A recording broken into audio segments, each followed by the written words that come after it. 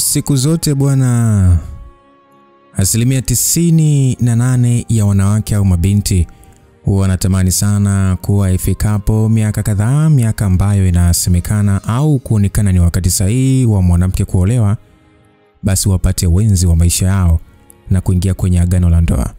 Huku matumaini na matarajio ya ndoa yenye furaha na amani vikiwa ni vikubwa, na kuona kuwa wameweka heshima kubwa katika familia na jamii inayowazunguka. Lakini baadhi yao hufika kwenye ndoa na kukutana na hali ambayo hawakuitarajia. Kila mtu kabla hajaolewa au kuoa huona ndoa ni kitu cha furaha sana, kiasi ambacho anaona ambaye ameshaolewa ama kuoa anafaidi sana. Yaani tuseme kwa lugha ya vijana kwamba yani fulani anaopiga mwingi sana, bila kujua paa zinaficha mengi. Ila laiti wangeona yaliyo ndani sidhani kama wangetamani hata kuisogelea. Na nisinukuliwe vibaya tafadhali, maana mtu anaweza hisi kwamba naisemea ndoa vibaya. Hapana, na ndoa ni nzuri. Ndio maana Mungu aliweka mara tu alivyomuumba mwanadamu. Hii ina maana ni njema na pia ni kitu cha agano zaidi. Lakini pamoja na uzuri wa jambo hili, kuna upande ambao ukiuona au kufika, yani hautamani kabisa kukaa hapa, hautamani kabisa.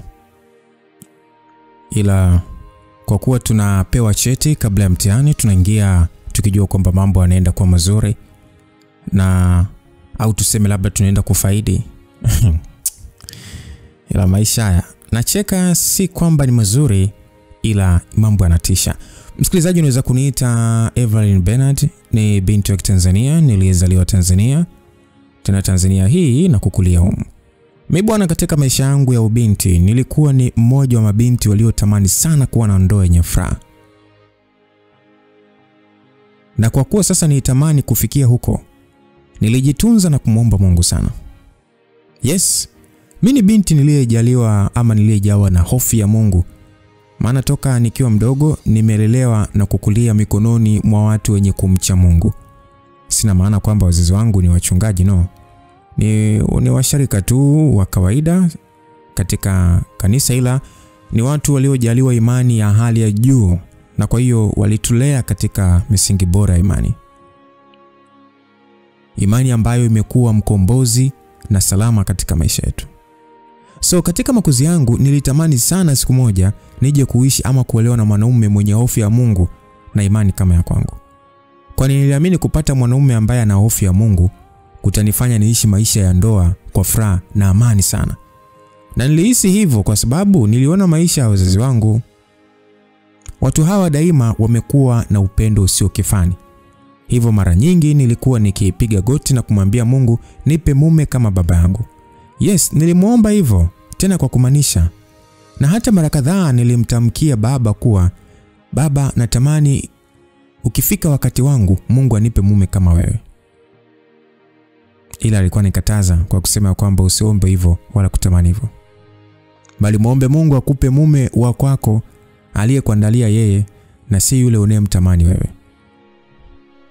Kwa tabasamu nilimwambia kwamba hapana, acha niombe, maana nikipata kama wewe nitakuwa na furaha kama alivyo mama. Na hiyo ndio ndoto yangu. Basi baba hakuwa na neno zaidi ya kuniangalia usoni, tena kwa makini sana. Ni kama alikuwa anataka kuongea ila hakujua ongee nini. Basi binti wa watu mie niliendelea kuishi na kufanya mambo yangu, huku ombi la ndoa likiwa ombi la miaka yote. Nahisi kama Mungu angekuwa anachoka basi angeniambia inatosha. Maana toka napevuka hadi na kuwa binti mkubwa mwenye kujitambua, ombi langu lilikuwa lile lile, sikubadilisha hata neno. Na ili kuonyesha au kuthamini maandiko na maagizo, nilihakikisha na utunza mwili wangu kwa kila hali.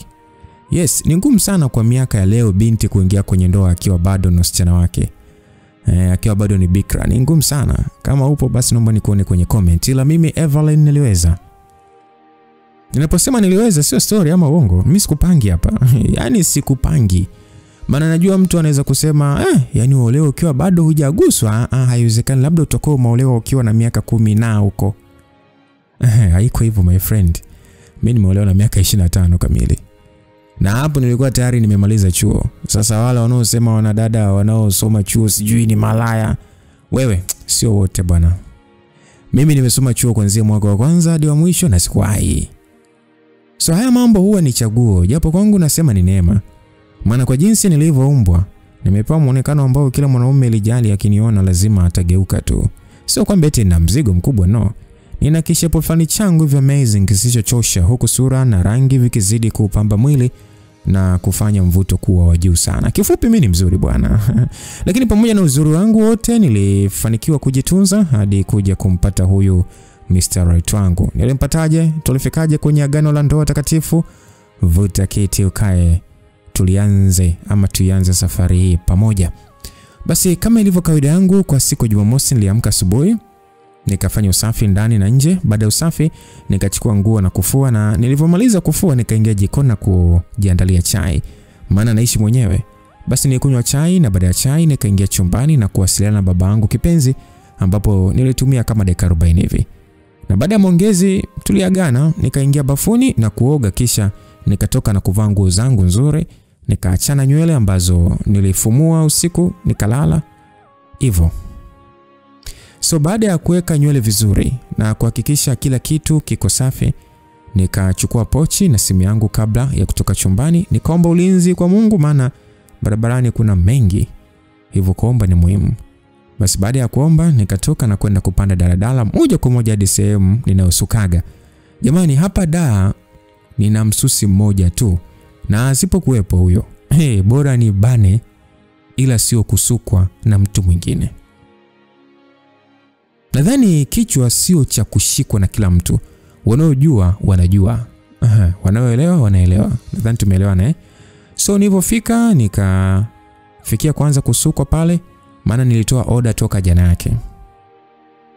Na nilipomaliza kusukwa nikatoka na kwenda kufanya manunuzi ya vitu ninavyohitaji, ambapo niliingia sokoni, na baada ya kumaliza vitu vya sokoni nikaenda supermarket, na huko ndiko nilipokutana na huyo wa ubani wangu aka Nyongo Mkaliaini. Nilifika pale na kukuta watu ni wengi kiasi, maana weekend huwa inakuaga hivyo, na ukitegemea ni supermarket kubwa sana, so kuwa na watu wengi hasa kwa weekend ni jambo la kawaida sana. Basi bila kupoteza muda nikaanza kuchagua baadhi ya vitu nilivyohitaji, na nilipomaliza nikapanga foleni ili nihesabiwe na kufanya malipo. Sasa wakati nimesimama huku nikiwa busy kubonyeza simu yangu, kuna mdada ambaye alikuwa amesimama mbele yangu akadondosha funguo za gari. Bila kufikiri kuwa kuna watu nyuma yake, akainama na kujikuta sasa ananipush kidogo. Nikarudi nyuma na bahati mbaya nikamkanyaga mtu. Nikageuka niombe samahani kwa kumkanyaga, ile kumuona huyu mtu mwenyewe. Sasa nikabaki nimeganda kumwangalia na kusahau kama nilitakiwa kusema samahani.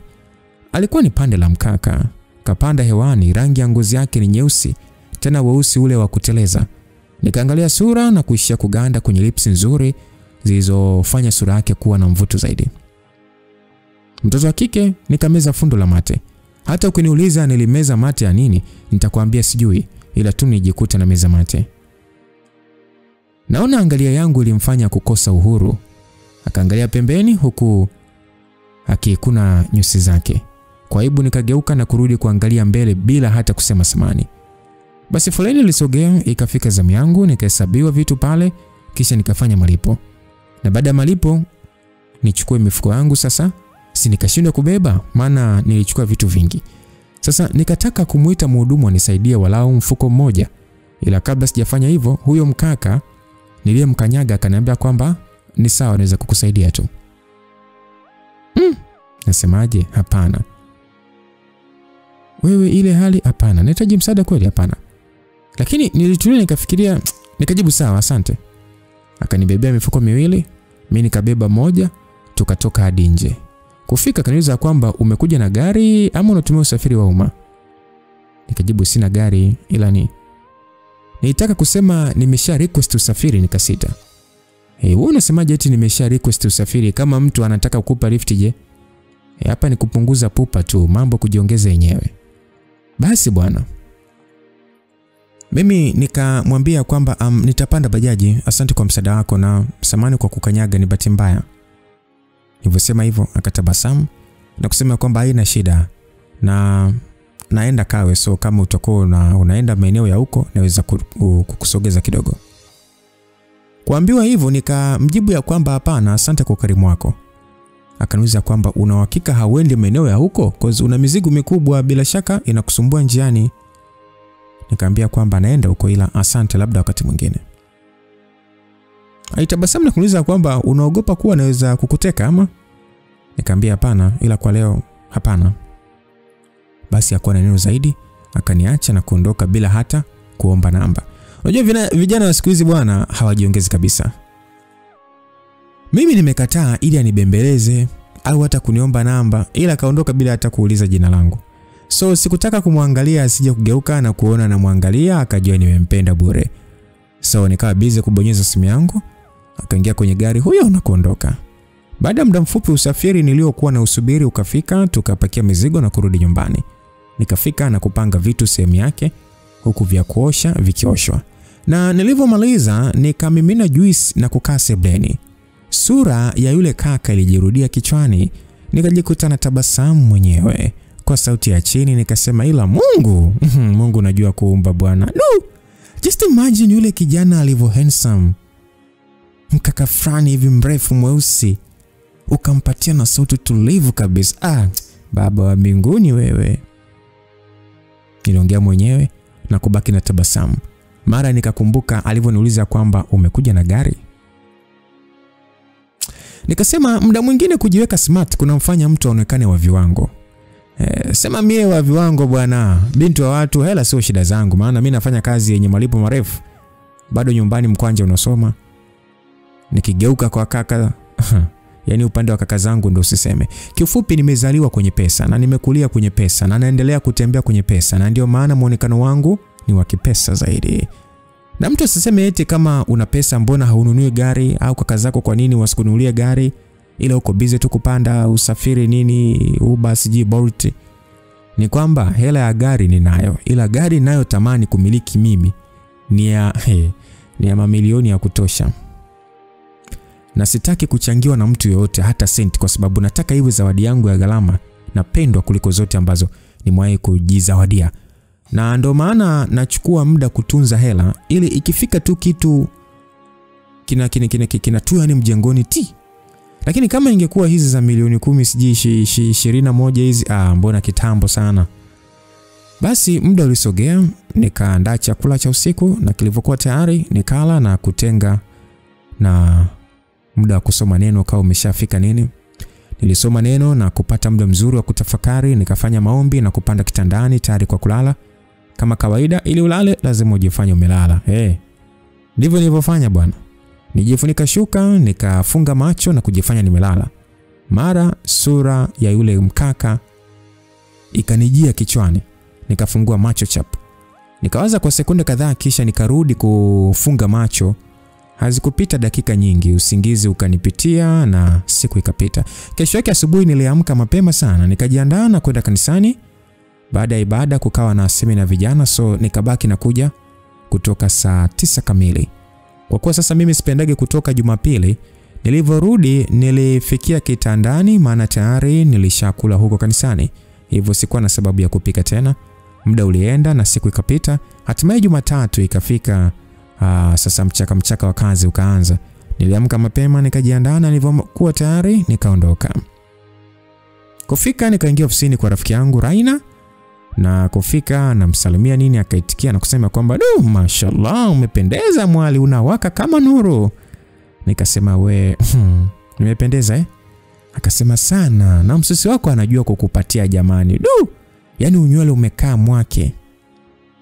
Alivyosema hivyo nilivuta mdomo na kusema kwa hiyo nimependeza nywele tu, vingine Akasema no bwana, unajua umependeza kila kitu So unajua tena mrembo wangu hujawahi kukosea hasa linapokuja swala la kuvaa.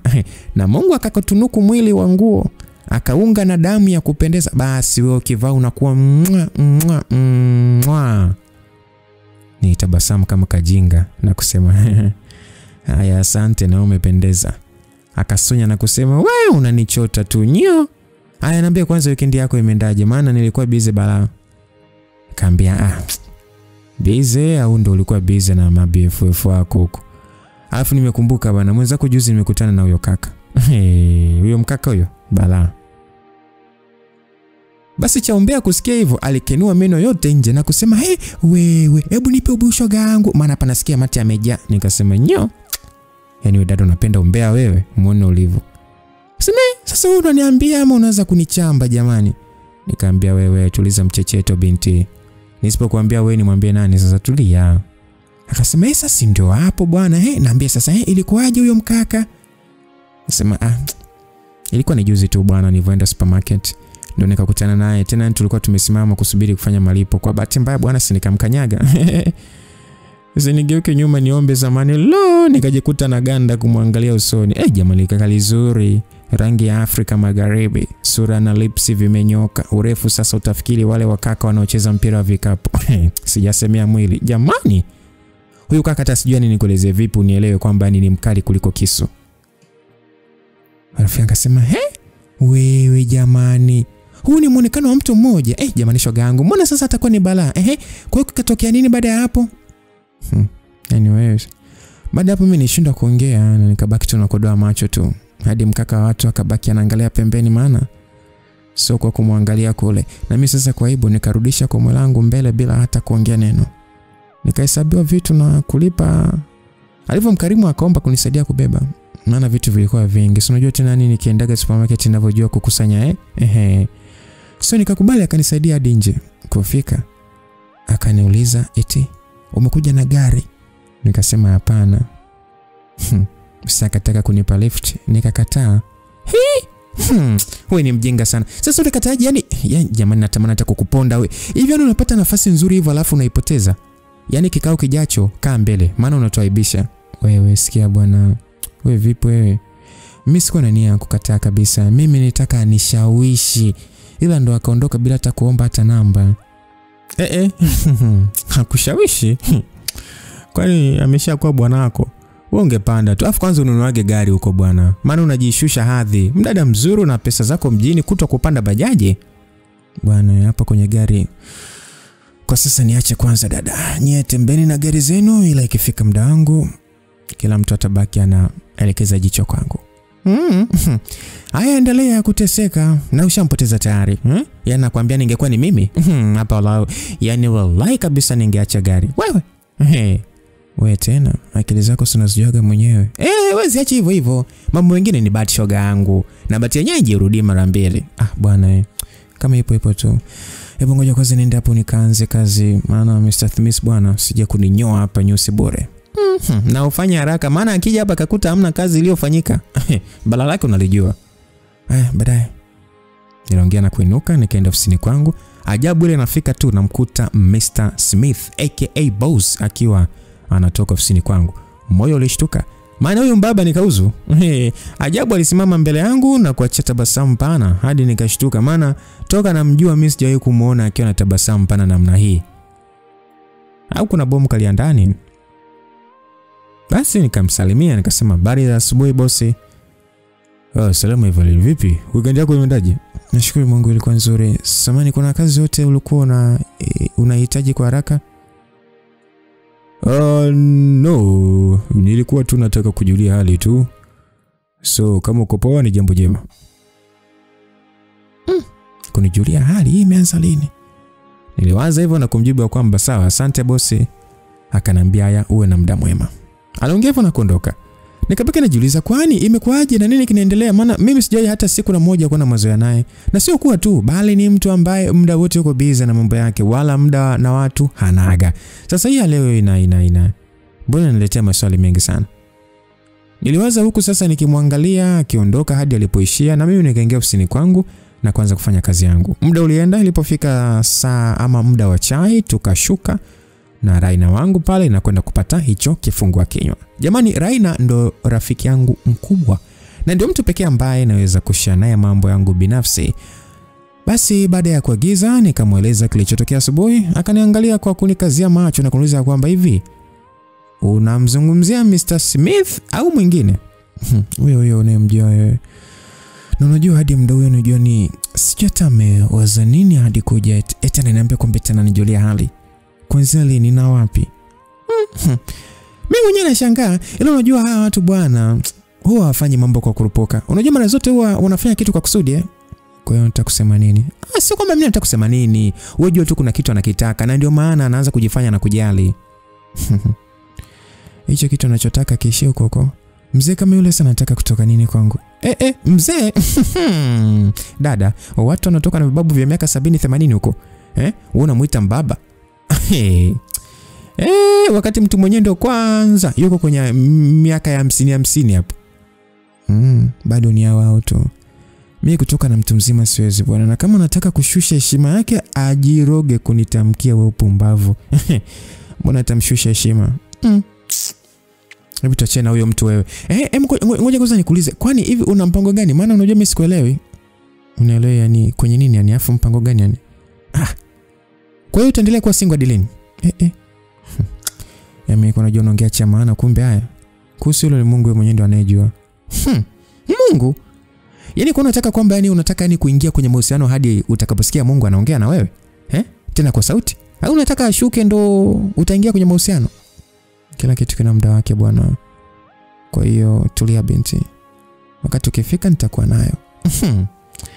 Haya utajua mwenyewe. Nilibadilisha mada tukaongea mengine. Nilipata kifungua chai. Na baada ya hapo kila mmoja akarudi ofisini kwake. Siku hii bwana ilipita. Kesho yake asubuhi niliingia kazini kama kawaida na nilivyokutana na boss akanichangamkia tena. Nami bila shida nikaitikia na kwenda kwenye majukumu yangu.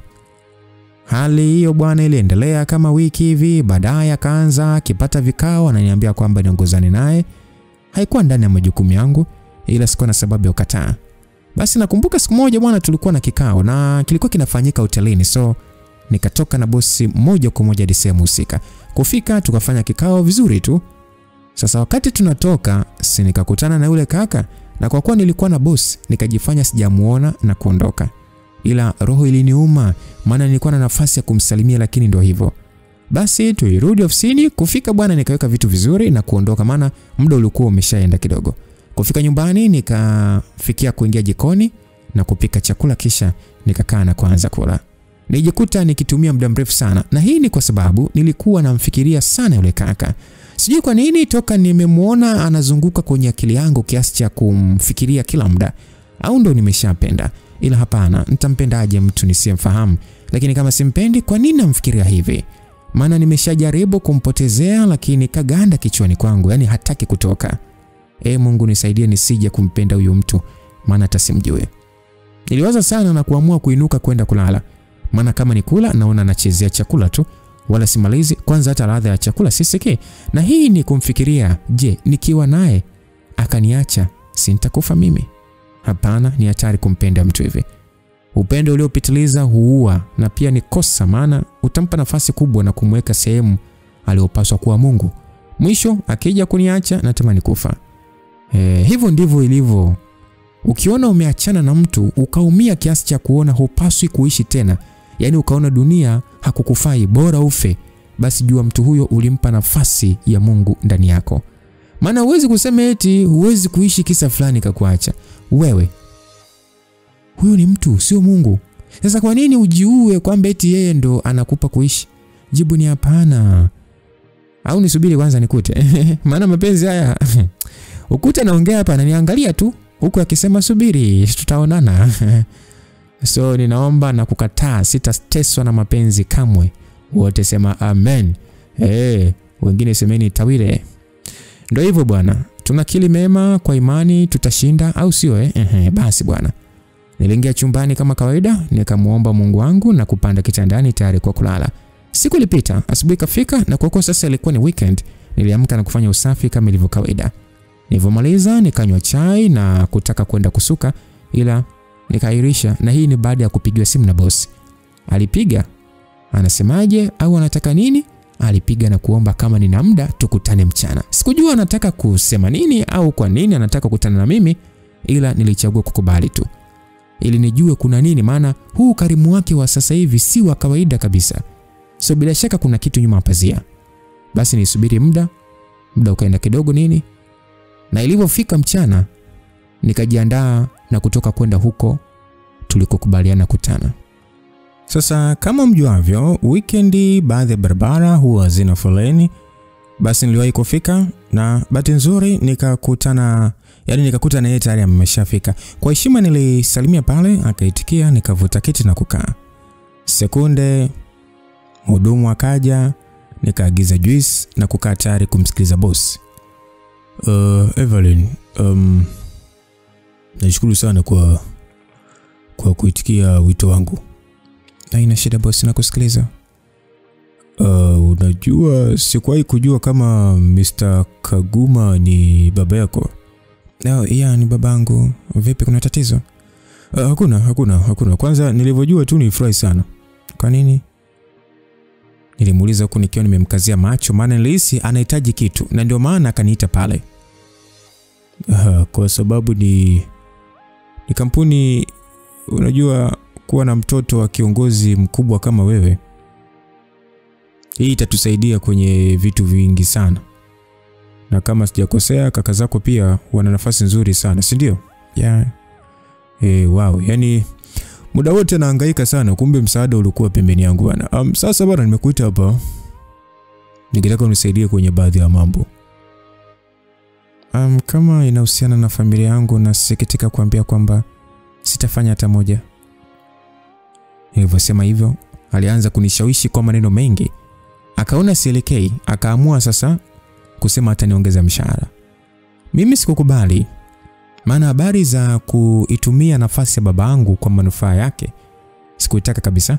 So baada ya kuona hakuna lingine zaidi ya hilo, niliondoka na kumwacha akiwa anakuna kichwa. Kwa kuwa ilikuwa bado mapema na sikuwa na kitu cha kufanya nyumbani, nikaona niende kwa Raina walau nipoteze muda kidogo. Kweli nilienda, tukapiga story na umbea kwa wingi. Unajua tena marafiki wakikutana ni umbea tu. Basi nilikaa hadi ilipofika jioni, nikaaga kurudi nyumbani. Raina akangangana nibaki. Nikakataa, maana kesho yake nilitakiwa kwenda kanisani. So nikisema nibaki kwake ni wazi sitaweza, maana ni mbali na ninakoabudu. Basi bwana, kinyonge niliondoka. Sasa nikiwa njiani nikawaza nipike. Nikaona hapana, siwezi bwana, jiko litanizoea, maana kila muda nikiwa nyumbani ni kupika tu. So hapa cha kufanya ni nini? Nikatafute kitu cha kula jioni pamoja na kesho. Sasa nikapiga mahesabu na kujishauri pale mwisho, nikaona ya kwamba jioni nile mbuzi choma na kesho nile pizza. Hii inaitwa raha jipe mwenyewe. Sasa kwa nini nikajitese bwana kupika wakati pesa ya kununua chakula ninayo? Basi bwana, niliamua kwenda kwenye mbuzi choma kwanza. Kufika nikakuta watu nyomi. Ila ni kawaida sehemu kama hizi weekend huwa zinakuwa na watu wengi. Mtoto wa kike bila pressure wala papalo, nikasimama kwenye foleni ya kutoa order. Sasa bwana, Mungu alivyo mkubwa, nye jamani. Nikiwa nimesimama zangu sina hili wala lile. Sangapi nisimone Blackman wangu? Na yeye ndio aliyeniona kwa mara ya kwanza. Sasa kwa utulivu na ukarimu wa hali ya juu akanisogelea na kufanya Sasa ile nainua macho yangu, si nikakutana naye uso kwa uso, macho kwa macho. Aisee, maana sio kwa mtoko ule nijikuta na shangaa sana jamani. Yaani ukimwangalia hivi tu unahisi damu inakimbia. Mtoto watu niliganda kumwangalia, na nilivyomuona pale, ukinitazama hata mimi mwenyewe utajua kabisa msichana kapenda. Maana niliganda kumwangalia kama vile ni main character wa Kikorea wanapomuona mkaka wanempenda. Ama tuseme Wahindi, maana hawa ndo wanajua kushangaa hadi nywele zinapepea.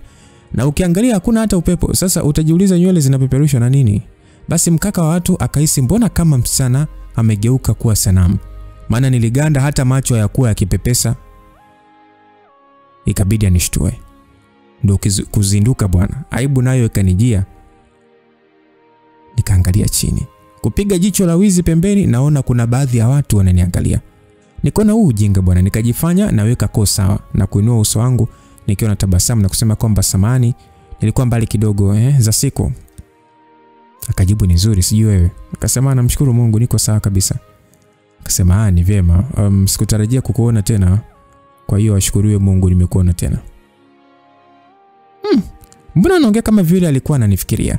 Ina maana alitamani sana kuonana na mimi tena Niliwaza na kusema ya kwamba ni kweli sikufikiria pia, ila ndio hivyo, milima haikutani ila binadamu tukutana. Akasema ya, kama unasubiri kutoa oda, unaonaje ukienda kukaa nikatoa ya pamoja, au ulikuwa unachukua na kwenda kulia nyumbani? Asa msikilizaji, kama mnavyojua mai wenu mimi nilikuwa nanunua na kwenda kula nyumbani. Ila kwa hali hii nasikitika kusema kwamba siendi kula nyumbani tena. Sasa tena nyumbani saizi kufanya nini? Basi bwana, kwa sauti ya utulivu isiyo na mawimbi nikasema no, nitakula hapa hapa. Akasema basi kakae. Bila ubishi wala neno lolote, mtoto kike nikatembea na kuangalia meza iliyokaa pazuri nikakaa. Kulikuwa na kioo kwa pembeni kidogo, nikapiga jicho kujiangalia. Moyoni nikasema ya kwamba afadhali na kuaga smart muda wote, la si hivyo ningeaibika. Lakini kwa nini niruhusu kuaibika? Ningejifanya simjui, alafu siku nikimuona na msalimia kama sio mimi niliyejifanya simjui, kuisha habari. Basi bwana aliagiza, na baada ya kuagiza akaja kukaa. Mimi hapo nipo kimya. Kwanza ukiniangalia utasema huyu msichana sijui kama anaongeaga, maana nijifanya mpole hakuna mfano. Na ndio inavyotakiwa. Basi kaka watu baada ya kukaa akaanza kunisemesha kwa kuniuliza naitwa nani. Mtoto nikashikwa na kitete na hata sijui kilitokea wapi. Nusu nitaje majina matatu kama niko kwenye interview. Bahati nzuri watu wa kijini kwetu wakashindwa, maana nahisi huu ni mpango wao. Kwa sababu aingie kilini mdada mkubwa hivi eti napata kitete kutaja jina langu tu. So baada ya kumtajia akaniambia kwamba hongera una jina zuri.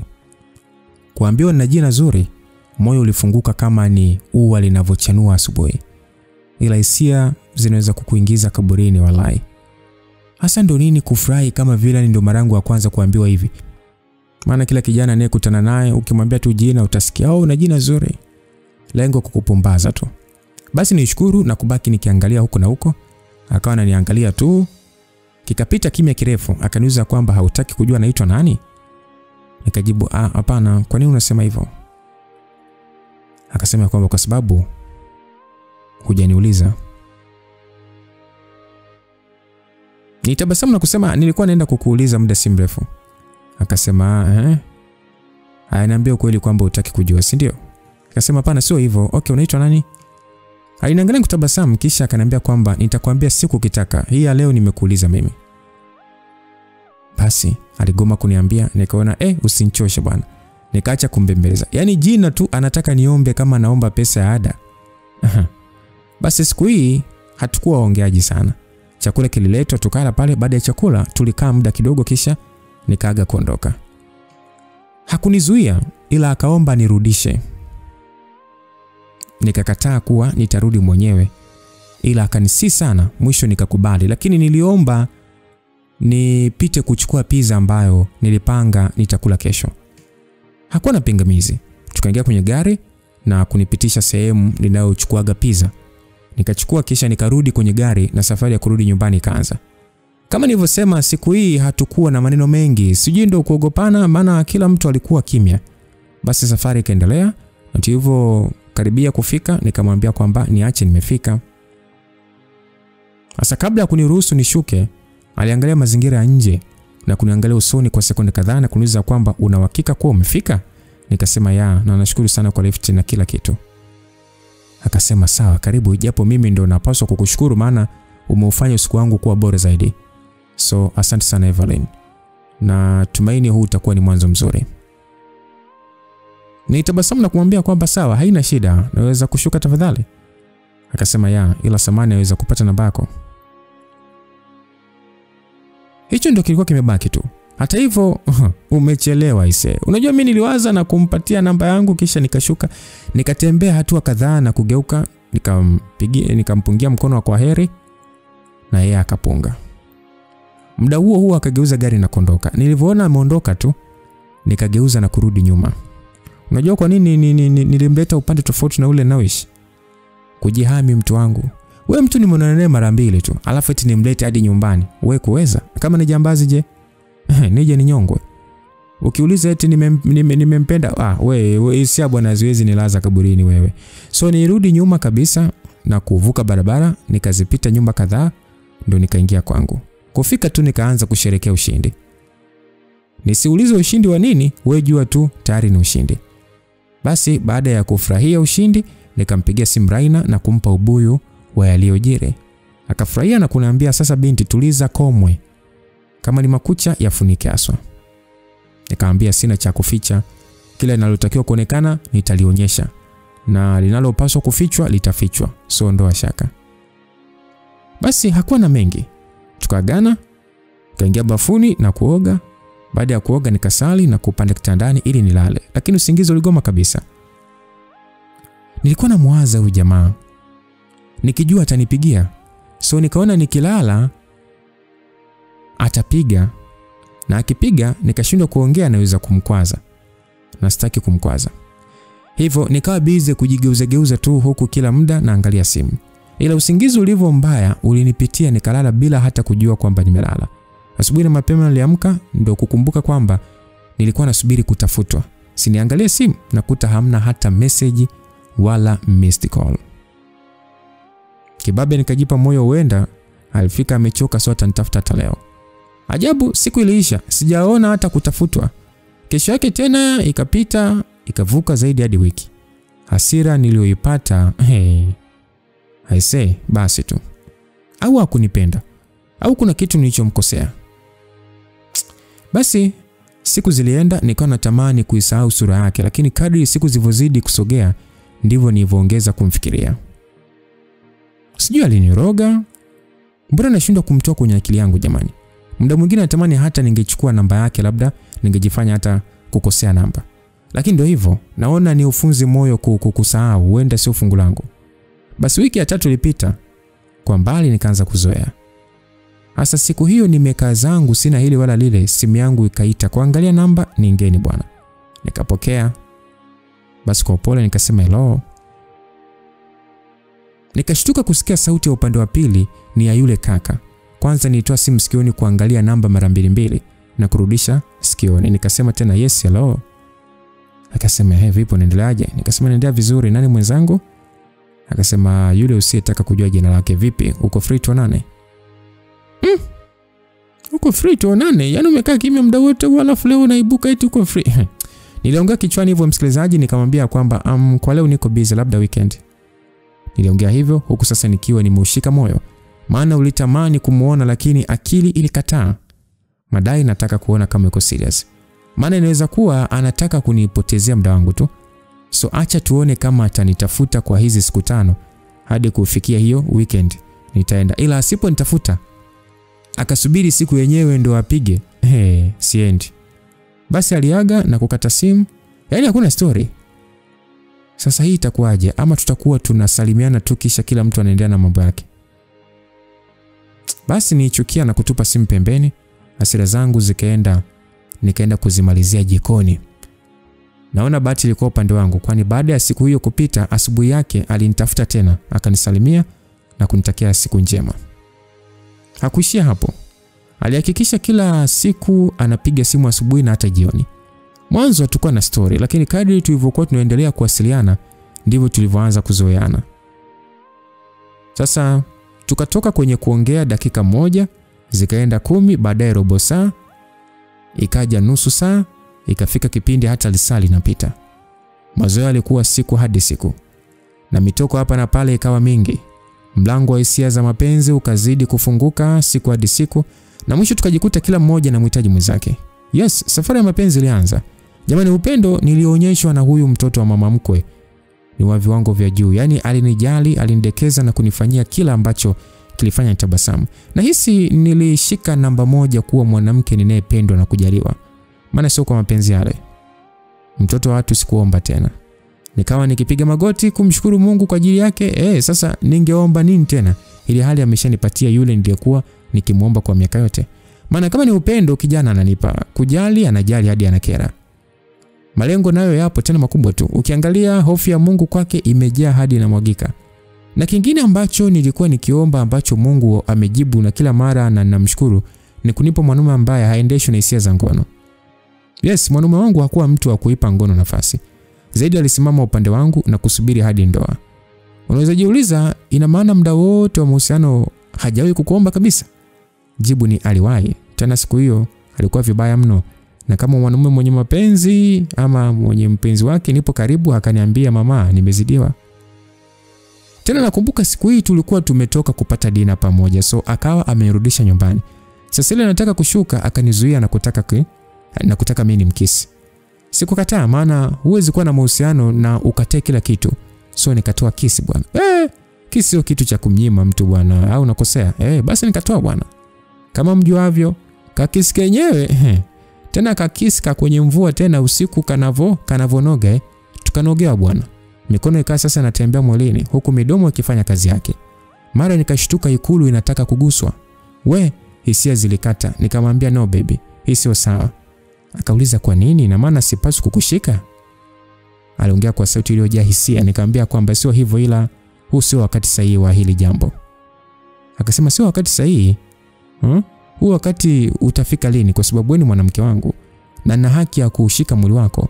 Au hujanipenda kiasi cha kuruhusu niwe na wewe kimwili? Nikasema hapana Joel, natamani tufanye hicho kitu tukiwa tayari kwenye ndoa. Sasa nilivyosema hivyo, aliniangalia usoni kwa makini sana na kuniuliza kwamba kwa nini unataka iwe hivyo. Nikasema kwa sababu ndivyo inapaswa kuwa. Niliongea huko moyoni sasa nikiwa na hofu. Asije kukataa, maana kwa jinsi ninavyompenda ni wazi angengangana nisingeweza kuchomoa. Ni kweli kabisa nimekwepa mitego mingi kuhakikisha na utunza usichana wangu, lakini kwa huyu ilikuwa ni Mungu tu, maana nilijua kuzama. Mtoto wa kike hisia zilikuwa juu kuliko malengo yangu. Ila Mungu hajawahi kuniacha bwana. Kijana baada ya kuniangalia kwa muda mrefu, alinisogeza karibu na kunikumbatia. Na kwa sauti ya utulivu akaniambia kwamba usijali mrembo wangu, nitasubiri. Kauli hili nifanye nikafurahi na kumuuliza mara mbili kama kweli anamaanisha anachokisema. Akajibu ya anamaanisha. Nimpe Mungu nini mie? Nilishuka na kuingia ndani. Na kuambia usiku mzima nikalala napiga nyimbo za shukrani tu. Bahati yangu siishi nyumba ya wapangaji wengi. Maana kwa mziki niliofungua ile siku niwe tu na hakika ningegongewa mlango nipunguze sauti. Basi mahusiano yetu yaliendelea. Tulipotimiza miezi 8 akaamua kutangaza nia mchana kweupe. Kwa goti na sauti iliyojaa unyenyekevu akaniuliza kwamba Eva, will you be my wife? Ile raha niliyosikia niseme tu ilibaki kidogo nitoke nje nikapiga ukelele kisha nirudi ndani. Ila nguvu ya kukimbia nikaikosa na kubaki nimeweka mikono mdomoni kwa mshangao uliojaa franzito. Badala nijibu ndio, nikawa bize kulia. Watu wakawa bize kuniambia sema ndio, sema ndio. Moyoni nikasema ebu na nyie naombeni mniache kwanza. Maana mnataka kunifanya nikubali haraka. Huyu kiumbe anatakiwa kupiga magoti hadi ahisi ganzi. Maana akiinuka hapo hata kama apige tena goti shilingi geuke upande wangu. So acha nijifanye nalia kwa furaha. Na kweli siku hii alipiga goti hadi mguu kaanza kutetemeka. Nikasema nitakuja kumuoa mtoto wa watu bure. Nikajibu yes. Akanivalisha pete ndo kuinuka. Kumwangalia vizuri kijasho chembamba kinamtoka. Sijui ni sababu ya kupiga goti muda mrefu ama alikuwa na pressure, labda alihisi nitakataa. Basi jamani, baada ya pete mambo ya ndoa yakaanza kupangwa. Maana nilivalishwa pete mahali ikiwa isharipwa. Na hii niliitaka mimi mwenyewe. Sikutaka mambo ya kuvalishana pete kabla ya mahari. Mwisho unikalishe miaka na mpete wako nijazwe gundu bure. Lipa mahali ndo nivae pete yako. Kinyume na hapo no. Kwa hiyo mipango ya ndoa ilisetiwa vyema. Ndoa ikaanza kutangazwa kanisani. Wiki zikakata pale, hatimaye siku iliyosubiriwa ikafika. Kila nikikumbuka hii siku naachia sonyo kali na kuishia kuilaani shenzi kabisa. Jamani, mimi bwana, hii siku ilifika. Sasa sijui ilikuwa ni hofu ama furaha iliyopitiliza au ni nini, maana usiku wa kuamkia siku hiyo bwana sikula hata kidogo. Yaani nilikosa usingizi, nikawa najigeuzegeuza kama nyoka anayevua gamba. Ndani ya moyo nilihisi kama kuna kitu nilipaswa kufanya, lakini sijafanya. Kila nilivyojiuliza ni nini, sikupata jibu. Muda ulienda, hatimaye saa 12 ikanikuta nikiwa macho. Acha nianze kuumwa tumbo. Jamani, niliumwa na tumbo kwa namna ya ajabu sana. Sinaga historia ya kuumwa na tumbo. Ila siku hiyo niliumwa, nikawa nalia kama mtoto mdogo. Ikafikia muda siwezi hata kutoa sauti. Nikawa nagugumia tu kwa uchungu, huku machozi yakishuka kama maji. Kila mtu alihisi kuchanganyikiwa, maana ilikuwa ghafla na iliuma kwa namna ya ajabu sana. Wakuomba walianza kuomba, haya na dawa sasa. Wakachemsha na kunipa, lakini wapi. Acha mama aanze kulia. Alilia hadi kiruga. Baba akaona hapa nitampoteza mtoto. Haraka nikapelekwa hospitali. Nikapigwa sindano ya kutuliza maumivu, wapi. Wakapima labda kuna kitu, lakini majibu yalitoka kuwa niko sawa. Nikawa naulizwa tumbo linaumaje, ila sikuweza hata kuongea. Ikabidi nipewe dawa nyingine. Nilivyopewa ile tu, yani ni kama nilinyweshwa pombe. Yani pombe si pombe, madawa si madawa. Ni kama nimelewa hivi. Na baada ya muda nikapitiwa na usingizi mzito. Nikaja kuamka saa 5 kasoro. Ajabu, sikuwa na maumivu hata kidogo. Kidogo familia ikapumua, maana aisee, tumbo lilikuwa ni kama linawaka moto. Basi nikarudishwa nyumbani. Baba akasema hakuna kwenda saloni, bali wapambaji watanifuata nyumbani. Nikasema sawa. Basi nikaamka chumbani kusubiri muda ufike. Raina akawa ananipigisha story pale. Nikapita kama lisaa, nikaanza kupata uchungu wa hali ya juu. Sijui hata kilitokea nini, maana nilishangaa tu roho inauma, yani kama vile ni mtu kafa. Nikamwambia Raina kwamba najisikia vibaya sana. Moyo wangu ni kama unauma mno. Basi akataka kwenda kumuita mama, nikamzuia. Ikawa kila dakika zinavyoenda ndivyo hali ile inazidi. Nikawa nalia kwa uchungu sana. Kina mama wakaja mbio kuuliza kuna nini. Raina hakuwa atanajibu. Hakuwa atanajibu linaloeleweka. Akawa analia tu. Sasa sijui na yeye alikuwa na hali kama ya kwangu au ni hofu. Basi kina mama wakaanza kazi ya kunituliza bila hata kujua nalia nini. Hali ile iliendelea kama saa 1 na madakika hivi, baadaye ikakata kabisa. Nijilaza mapajani mwa mama bila hata kuongea neno. Muda huo mama anaomba huku machozi yakimtoka. Basi saa 7 kuelekea saa 8 nikaanza kupambwa. Hapo jicho limeniiva kama nyanya. Mdogo mdogo muda ukasogea, nikamalizwa kupambwa. Hapo wengine na vitu vingine vyote vimeshawekwa sawa. Saa 9 kasoro dakika kama 10 hivi tukaanza safari ya kwenda kanisani. Hapo tuko hai, maana ibada ilitakiwa kuanza saa 9:30. Kwa hiyo tulikuwa na dakika 40 tu za kufika kanisani. Uliza tuliwahi? Nye, hii siku natamani hata ningeelewa mapema. Yani tulifika katikati ya safari, mataili ya mbele yote yakapata pancha. Kuangalia taili zimelala usingizi kabisa. Sasa nikahamishwa gari la nyuma, lile ambalo nilikuwa natakiwa kufika nalo, ndo likali safari yake ikaimishia hapo. Basi kufika haraka kidogo, foleni nini, nilipata hasira na kubaki nikitukana tu, maana siku imejaa majanga mengi mno. Nikamwambia Raina kwamba hapa nitachelewa, maana ilikuwa tayari ni saa 9:20. Sasa Joel naye alikuwa anapiga simu kama kichaa. Mtu unabaki hata upokei. Huwezi, maana tayari kasha paniki vya kutosha. Nikaamua kuchukua maamuzi magumu. Haraka nilishuka kwenye gari na kupanda boda. Raina akakaa nyuma. Nikamwambia boda hakikisha tunafika na dakika 28. Akasema hilo tu, kuna lingine? Basi akawasha, watu tukabaki tunakula upepo tu. Dakika 5 tu tuko getini, watu wote wanabaki wanashangaa. Wambea wakapata story. Kitu kidogo tu kikawa gumzo. Mtoto wa mzee Bernard kaja kanisani na boda. Lakini hiyo ndio njia pekee niliyokuwa nayo, na nisingechukua hiyo hatua basi ningechelewa.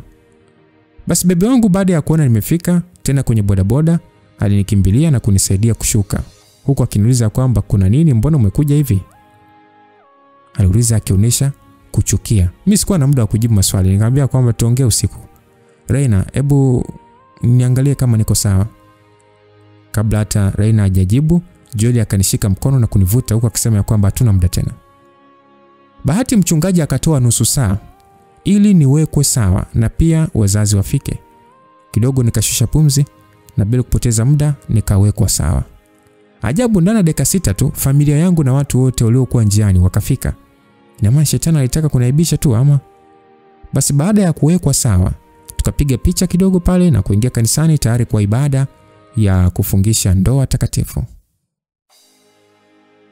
Basi bwana, ibada ilianza, ndoa ikafungwa, nikawa mke halali wa Bwana Joel.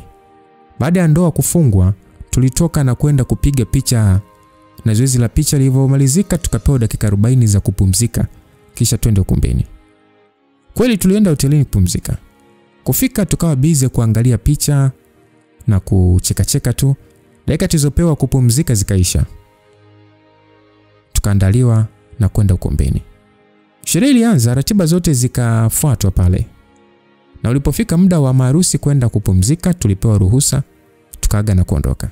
Sasa fulani iliyokuwa nayo ilianza kuondoka kutokana na hofu ya kuwaza kinachoenda kunikuta. Kila muda nilimwangalia mume wangu na kubaki nikiwaza atakuwaje? Je, nitaweza kweli? Lakini Mungu atanisaidia bwana. Mbona wengine waliweza? Niliendelea kuwaza na kujipa moyo hadi tukafika hoteli ambayo tulipasa kulala. Kwa mapenzi mazito mume wangu alinibeba kutoka maegesho hadi ndani. Tulipofika chumbani tu, akanishusha taratibu kwenye sofa na kuchuchumaa mbele yangu. Akaniangalia kwa macho yenye mapenzi mazito na kuniambia kwamba hatimaye umekuwa wangu. Nilitabasamu na kuangalia chini tu. Sijui hata aibu zilitoka wapi, maana sikutamani hata kuinua uso wangu kumwangalia. Joel baada ya kuona naangalia chini, huku nikiminyaminya vidole, akatabasamu na kusema kwamba unapendeza sana ukiwa hivi Eva. Naweza kuuliza swali? Nikasema ndio, uliza. Akasema unanipenda? Swali lake lilifanya nikainua uso na kumwangalia usoni, kisha nikamuuliza kwamba kwa nini unauliza hivyo? Je, kuna kosa nimefanya? Akasema hapana, nimetaka kujua tu kama unanipenda. Jamani, hasa ndo nini hiki? Hasa kama ningekuwa simpendi ningeolewa naye.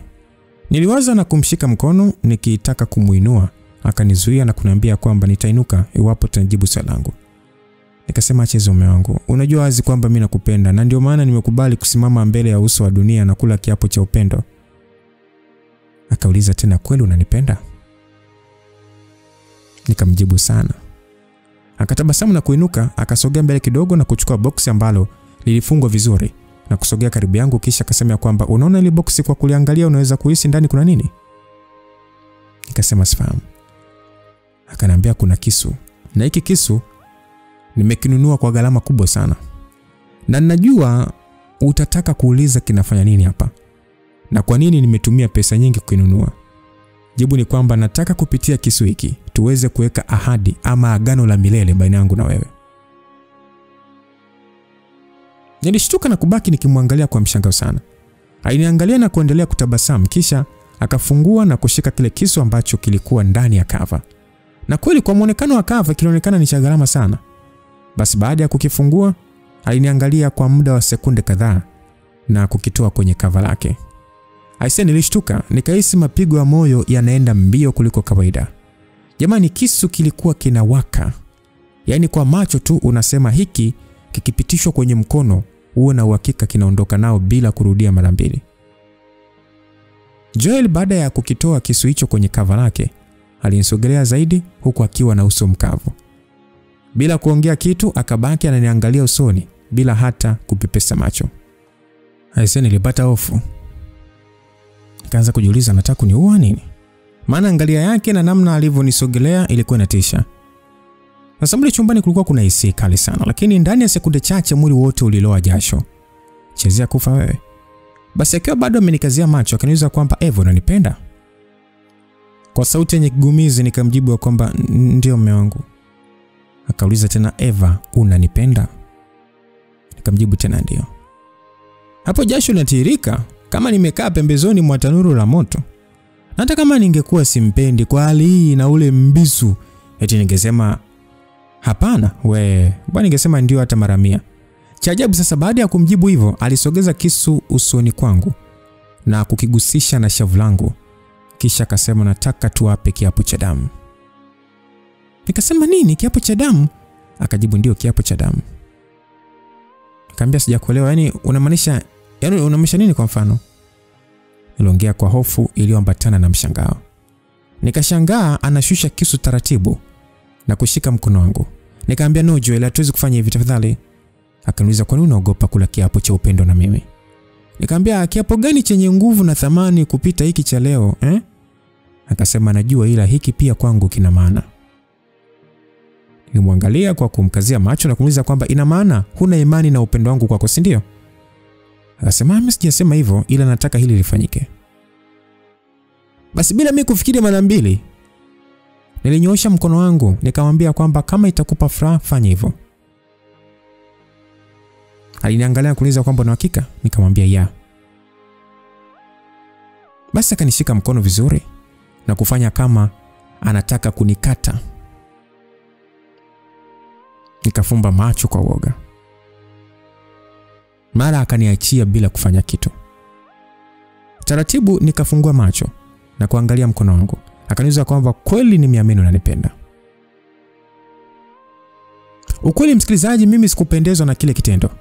Nikainuka bila hata kuongea kitu na kutaka kwenda bafuni. Akanishika na kunikumbatia kwa nyuma na kusema kwamba nisamehe, ila nitaka kujua, je, utakuwa tayari kujitoa kusimama na mimi ama la? Ila nimejua kuwa unaweza. Nikamwambia sawa, naomba niache nikaogelee nipumzike maana nimechoka sana. Nilivyosema hivyo alinigeuza kuuliza kwamba unatakaje kwenda kuoga bila mimi? Na uone kama nikosa kujivua nguo hii takatifu? Aliongea kwa kianza kunifungua cheni. Mimi sikujibu, nikana muangalia tu. Akamaliza kufungua cheni na kunivua hereni, kisha akaacha na kuniangalia usoni kwa macho yenye hisia kali. Na kusema kwamba unajua hakuna siku au kitu nilichokuwa na kisubiri kwa hamu kama usiku huu. Niliona kama siku zimesimama na kutamani kama ningekuwa na uwezo nizifute ili ifike hii siku. Lakini kwa neema ya Mungu imefika. Umekuwa wangu peke yangu. Evelyn, nakupenda sana mke wangu. Nilitabasamu tu na kuangalia chini, huku kichwani nikitamani hata apitiwe na usingizi wa ghafla ili leo ipite, maana sio kwa uoga niliokuwa nao. Lakini ndio hivyo, hakuna namna ya kukwepa zaidi ya kuanza safari. Bila kuchelewa, Joel alianza maandalizi ya kuingia uwanjani. Sekunde kwa sekunde hofu ilianza kuondoka na mwisho ikaisha kabisa na kujikuta niko sambamba naye. Baada ya maandalizi tukawa uwanjani kwa tayari tayari kwa mchezo. Bila kupoteza muda, mpira uliwekwa kati, tayari kwa pilika. Aisee, nilimsumbua ikabidi sasa aache na kuniuliza kwamba kuna nini, mbona niko vile? Nikamwambia kwamba shamba halijawahi kulimwa. Kumwambia hivyo alicheka sana na kuniambia kwamba naonekana fala kwamba unaweza kunidanganya. Sikia, acha maigizo. Naelewa hiki kizazi cha sasa sio kama cha mama zetu kwamba ni lazima kuolewa ukiwa bado. Sawa, jiachie na uondoe hofu. Hii safari tunaanza mimi na wewe. Na sitaki kujua nani alipita. Mimi ninachotaka tu ni kufurahia na ni kwamba nimekumiliki. Basi alivyosema hivyo kwa uoga nikamwambia kwamba ni kweli mume wangu. Akasema sawa, tufanye, nimekuelewa. Haya, tulia. Kweli nikatulia, ila uoga ulikuwa ni mwingi sana. Akarudi shambani tayari kulima. Akapiga jembe la kwanza, ardhi ikawa ngumu. Jembe likadunda bwana. Ya pili kadunda. Kiupole akaniuliza kwamba ina maana ni kweli bado hujawahi? Nikamjibu ndio. Tena hapo kwa kutikisa kichwa tu. Kwa furaha nilikumbatia, akaniambia kwamba asante sana kwa zawadi na heshima kubwa ambayo umenipatia. Eva, na hapa mbele za Mungu nitakupenda maisha yangu yote. Basi aliongea kwa hisia huku akitoka na machozi. Mimi sikujibu kitu, akaendelea kunikumbatia, nikajua huenda ameahirisha hilo jambo. Thubutu. Huu siku niliona rangi ambazo hazijawahi kuonekana hapa duniani. Nililia na kutamka kila neno lililonijia, ila shamba halikuachwa kulimwa. Basi mtoto wa watu, baada ya kila kitu nilibaki nikilia kwa kwikwi. Joel akabaki na kazi ya kunibembeleza huku ahadi zikiwa nyingi. Ni nani anayebembelezwa na asitulie? Baada ya maneno kuniingia nilitulia tuli. Akanikumbatia, tukalala usingizi fofofo. Basi siku ikapita na kuingia nyingine. Mida saa 4 Joel akawa wa kwanza kuamka na kuniamsha akinitaka tukaoge ili tuje kupata kifungua kinywa. Kiuchovu nikajibu sawa na kuamka. Nishuke chini sasa nitembee. Maumivu yake. Nikaanza kujiliza na kumwambia kwamba itakuwa alinichana maana maumivu ni makali sana. Akacheka na kuniambia ni kawaida, nitakuwa sawa tu baada ya muda mfupi, na kunibeba akanipeleka bafuni na kuniogesha mwenyewe. So alivyomaliza akanivalisha vizuri na kunipa dawa maumivu. Kisha akaagiza breakfast. Nikalishwa kwa mahaba kede. Nikawa nawaza kama ndoa ndo tamu hivi, mbona nitapasuka mie? Nisijue hiyo ni kukaribishwa mgeni, nikishazoeleka nitakuwa naonekana kama mbuzi tu. Basi bwana, siku hii ilipita tukiwa pale pale. Kesho yake akawa amesema kwamba twende honeymoon. Nikamwambia hapana, tusubiri kwanza maana nilikuwa bado naumwa. Basi akakubali, tukakaa siku 5, ya 6 ndo tukaenda honeymoon. Walau huku nilienjoy penzi, maana nilishaanza kuzoea michezo. Haya bwana, honeymoon ilikuwa ni fire. Nilionyeshwa na kupewa mapenzi mazito mazito. Na sikuishia kushukuru tu kimoyomoyo kwa mapenzi. Tulivyorudi Dar tu Jumapili ya kwanza kabisa, nikasimama madhabahuni na kutoa sadaka ya shukrani. Na kwa ujasiri mkubwa nikashika kipaza sauti na kutoa ushuhuda kwa washirika. Kila mtu alipiga makofi na kubaki akitabasamu juu ya ushuhuda wangu, huku nikiwapa nguvu baadhi ya mabinti na kuamini muda sahihi ni wakati wa Mungu tu. Na baada ya kutoa ushuhuda, taratibu za ibada ziliendelea. Ilipoisha tukarudi nyumbani. Nakumbuka baada ya kutoka kanisani jioni ya siku hiyo, kaka akampigia simu mume wangu na kumwambia anaomba anilete sehemu fulani hivi kwani ameandaa surprise kwa ajili yangu. Mume wangu bila kuuliza swali alijibu sawa. Na ilipofika muda akaniambia tutoke. Mimi tena kupenda mitoko. Basi nikajiandaa pale chap chap. Na yeye nikahakisha kwamba uko vizuri, hao tukatoka. Kufika bwana, kabla sijashuka akaniambia kuna surprise yako. So akanifunga kitambaa machoni na kunishika mkono, tukatembea taratibu hadi aliponiambia simama. Nikasimama, akaniachia na kusogea pembeni. Zikapita sekunde chache, akaniambia fungua macho. Basi taratibu nikashusha kitambaa nilichofungwa machoni na kufungua macho. Hasa nilibaki nimetoa macho huku mdomo ukiwa wazi, nisiamini ninachokiona. Taratibu nikageuka na kuangalia pembeni. Alikuwa amesimama kakaangu, huku mume wangu akiwa nyuma kwa hatua kadhaa. Nikiwa katika mshangao mkubwa, nikageuka tena kuangalia mbele. Sekunde hiyo hiyo nikapiga ukelele wa shangwe na kwenda kumkumbatia kaka kwa furaha. Jamani, nilifanywa surprise ya gari ambalo nilikuwa natamani kulimiliki. Nililia kwa furaha na kutamani nipige ukelele wa shangwe uwafikie watu wote duniani. Basi kwa furaha nilimwachia kaka na kwenda kulitest gari langu. Nilivyoaka nikashuka na kurudi kumkumbatia kaka na kumshukuru kwa zawadi hiyo. Akaniambia kwamba nisijali kwani amewiwa kunizawadia gari la ndoto yangu kwa sababu ya heshima niliyoipa familia yangu na pia ni kunitakia mwanzo mwema wa maisha mapya. Nilifurahi sana. Akaomba tupate chakula cha pamoja bila kumuuliza mume wangu. Nikajibu sawa na kuongoza kuelekea sehemu ya chakula. Kufika sasa, mume akataka kunisogezea kiti, ila kaka akawa amewahi na kunisogezea. Mimi sikushangaa maana kaka zangu huwa wanafanya hivyo kila mara tunapotoka pamoja. Na sio tunapotoka tu, hata nyumbani wakiwahi kufika mezani, nikaja lazima nisogezee kiti. Kifupi huwa wananitreat kama princess bila kujali maeneo au watu wanaotuzunguka. So nilikaa na baada ya kukaa nikaanza kuchagua chakula. Sasa wakati nikiwa busy kusoma menu, kaka akaanzisha story ya mambo ya nyuma kipindi tukiwa wadogo. Nikaanza kucheka maana vilikuwa ni vituko tu. Joel yeye akawa kimya tu, naona hakuzielewa story zetu. Basi tukaagiza na kilipokuja tukala huku stories zikiendelea. Na baada ya chakula kaka akaomba kuondoka. Nikaagana naye pale, akaondoka, nikabaki na mume wangu. Sasa baada ya kaka kuondoka, nikamuuliza mume wangu kwamba baby, tunaenda wapi, nyumbani ama tutabaki hapa? Akasema kwamba turudi nyumbani. Basi nilibaki namwangalia tu anavyoondoka, nikawa mbona kama amechukia hivi. Bila hata kugeuka nyuma, aliondoka hadi akapotea machoni mwangu. Nikaona ashanuna huyu. Na atakuwa amenuna kisa nini sasa? Niliwaza na kuinuka, nikamfuata na kukuta tayari ameshakaa kwenye gari. Nikapanda na kukaa kwa upole, nikamuuliza kwamba vipi mume wangu? Mbona kama umechukia, kuna kitu nimefanya kikakukwaza? Bila kujibu swali langu, akanambia funga mkanda haraka, nimechoka kwa hapa. Nikasema sawa, lakini mimi si ninaenda kuendesha gari langu, ama uende ukaendeshe lile gari wewe afu mimi niendeshe ile hapa, si ndio? Niliongea hivyo kwa kujibabaika tu. Akaniuliza kwamba tukubaliane hivyo ama. Nikasema hapana, lakini sinapaswa tufanye hivyo maana kama tutaondoka wote na gari hili, vile itafikaje nyumbani? Akasema mwambie kaka yako alilete au atafute mtu.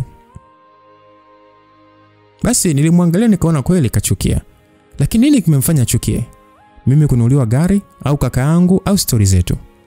Niliwaza, na muda huo akawasha gari na kutaka kugeuza ili aondoke. Nikamwambia kwamba baby subiri. Ina maana yani unamaanisha yani unachokisema? Sasa jamani, kuna ubaya gani tukiondoka nalo sisi? Na kama unataka kaka alilete, haitakuwa sawa kwa sababu angetaka hivyo basi angekuja nalo nyumbani. Na kabla sijaendelea kuongea akasema, "Hey, nimekuambia tunaondoka wote kwa pamoja. Usinitake niongee sana, nadhani umenielewa." Basi aliongea kwa hasira. Nikabaki na mshangaa tu, maana mimi sikumuelewa. Kwa nini nakuwa vile yani? Akasema kwamba ukitaka uone upande wangu wa pili, fungua mdomo wako kuongea neno lolote. Alafu kingine, utaangalia pa kwenda kupaki ile gari, lakini sio nyumbani. Nilishangaa. I say, basi bwana, tulifika nyumbani, akapaki na kuingia chumbani. Ikabidi nimfuate na kujishusha. Nikamwambia kwamba Joel, naomba unisamehe mume wangu japo sijui nimekosea wapi. Basi kwa hasira aliniangalia na kuniuliza kwamba ni mchezo gani unaoendelea baina yako na kakako. Nikasema samahani, sijakuelewa unamaanisha nini? Akasema acha kujifanya mjinga. Unanielewa ninachoongea? Akasema Joel, sikuelewi na ndio maana nakuuliza unamaanisha nini? Akasema kwa nini kakako anakununulia gari? Oh. Nadhani ulikuwepo na ulimsikia alivyosema. Eva, hivi inaonekana mimi ni mjinga sana kiasi cha kushindwa kuelewa situation iliyopo kwenu, si ndio? Nimekutoa hapa nyumbani mimi. Kwa nini tumefika pale unaenda kumkumbatia kakako? Ina maana ulijua kuwa yeye ndio kakununulia gari, si ndio? Mume wangu jamani, mimi nilikumbatia yeye kwa sababu ndio alisimama mbele na alikuwa ameshika funguo. Ina maana uliona ni sina uwezo wa kukununulia gari. Na ndio maana ukamkumbatia yeye. Kwa sababu kushika funguo hakuwezi kuonesha kwamba yeye ndio kanunua. Na najua ulikuwa unajua kila kitu. Huko na kwenda nikutaka tu kutafuta ugomvi usio na maana sasa. Maana wewe mwenyewe ndio umeniambia kwamba tutoke na ukuniambia tunaenda wapi. Sasa tumefika kule ukanifunga kitambaa na kusema kuna surprise yangu. Sasa mimi ulitaka mimi nisifurahie? Wewe, nilikwambia kuna surprise ndio. Lakini sikukwambia kwamba kaka yako anaenda kukusurprise. Ila wewe baada ya kufika ni kama ulijua kaka yako ndo amefanya vile, si ndio? Na kwa hilo ina maana unadharau kuwa mimi siwezi kukununulia gari. Sio hivyo, kaa kimya bwana, sijamaliza kuongea. Hivi unaweza kunijibu ni nani aliyempa kakako mamlaka kununulia gari pasipo ruhusa yangu? Excuse me? Umenisikia na kunielewa vizuri sana. Nijibu ni kwa nini? Na katoa wapi mamlaka kufanya hivyo? Joel, yule ni kaka yangu wa damu, nadhani unajua hilo. Najua ndio, lakini kuwa kaka yako hakutoshi kumpa ruhusa au mamlaka kununulia wewe kitu chochote. Na inakuwaje kununulia gari ya pesa ndefu kiasi hicho? Ili hali mke wake anatembelea gari la milioni 25. Ina maana wewe una thamani sana kuliko mke wake, si ndio? Hivi ni hasira, wivu ama nini? Kwa sababu yule ni kaka yangu na mimi ni mdogo wake. Swala la kununulia gari la bei ya juu kuliko alilonalo mke wake ni chaguo lake na hakuna ubaya kwa sababu mimi si mtu baki, ni mdogo wake wa damu. Wewe, aisee usinifanye mjinga, umesikia? Yeye kuwa kaka yako hakutoshi kumpa haki na nguvu ya kufanya hivyo. Siku unataka sikusema kwamba nini yani sielewi unajua ni yani unataka kusema nini maana mimi sikuelewi. Unielewi? Usijali utanielewa. Na sasa unisikize kwa makini. Mimi Joel nikiwa kama mmeo nasema hivi, sitaki kuliona ile gari ndani ya nyumba yangu. Kwanza mpigie simu mwambie hulitaki. Maana hii ni dharau. Yaani anakununulia gari na mimi nipo. Ina maana sasa anaona kwamba ni mimi kapuku kwamba siwezi kununulia, si ndio? Mimi nasi kama uko sawa. Na kama nikosa naomba niombe msamaha, ila swala la kurudisha nasikitika kusema sitaweza. Evo, unajaribu si ndio? Nakuuliza unajaribu? Mimi sijaribu, mimi sina sababu ya kufanya hivyo, ila tu mimi siwezi. Na hisi hujajua mwanaume uliolewa naye ni mtu aina gani. Na naona ni wakati sahihi wa kukuonesha mimi ni nani. Sikia, kuanzia leo hii mtu yoyote awe baba yako, mama yako, kaka zako ama rafiki zako hawaruhusiwi kukununulia kitu chochote bila ruhusa yangu. Unanielewa? Nasema hivi, hawaruhusiwi kukununulia kitu chochote, iwe peni, nguo, chakula, hata maji pasipo ruhusa yangu, kwa sababu wewe ni wangu. Na sio hao tu, hata wewe hautaruhusiwa kununua kitu chochote kinachokuhusu bila ruhusa yangu. Iwapo ukienda kinyume, utanijua mimi ni nani. Basi nijikuta nacheka kama vile nimetekenywa.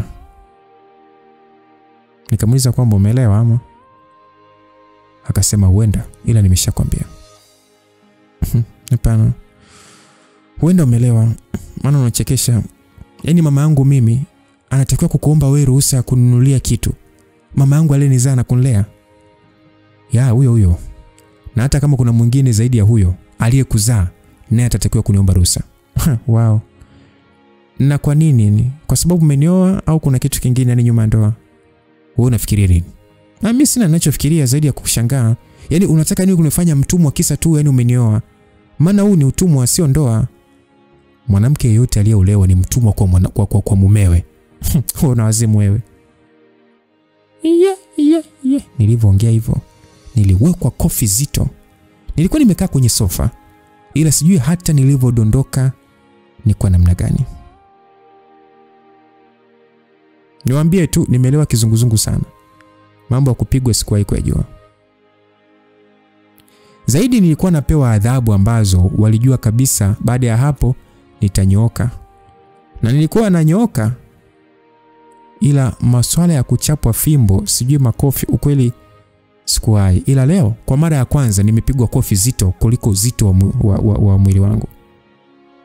Nilibaki chini huku nikihisi kama dunia inazunguka. Nikawa nahisi naota. Yaani Joeli ni wa kunipiga mimi. Tena mwezi wa kwanza wa ndoa kweli. Machozi yalinitoka muda huo. Na wakati huo akanishika nywele na kuniinua. Nilipiga kelele ya maumivu. Akaniambia kwamba kaa kimya mpumbavu wewe. Hivi unaona mimi mjinga kama kaka zako, si ndio? Eti unaniambia na wazimu. Hivi nitakuja kukuua mbwa wewe.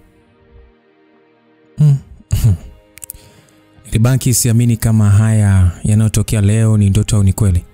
Yaani mwezi mmoja nimeshaanza kupigwa makofi. Mungu nisaidie.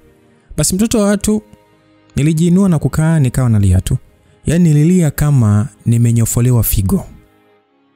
Nilia hadi kiza kikaingia. Kwa huzuni nikajilaza kitandani kwa kujikunja kama kifaranga kilichonyeshwa na mvua. Muda ukaenda. Ilipofika saa 3 nikaamka na kuchukua simu yangu, nikampigia Raina na kumuomba akalichukue gari alipeleke kwake. Maana niliona nikiwaambia apeleke nyumbani lazima kutakuwa na maswali na sitakuwa ajue. Yaani sikutaka kwanza ujue kuwa hatuko sawa na mume wangu. Hasa Raina alitaka kuuliza kwa nini tuliliacha. Nikaambia kwamba naomba ukalichukue tu, mengine tutaongea wakati mwingine. Basi akanielewa na kwenda. Alivyolifikisha nyumbani akapiga picha na kunitumia, nikamshukuru na kukaa.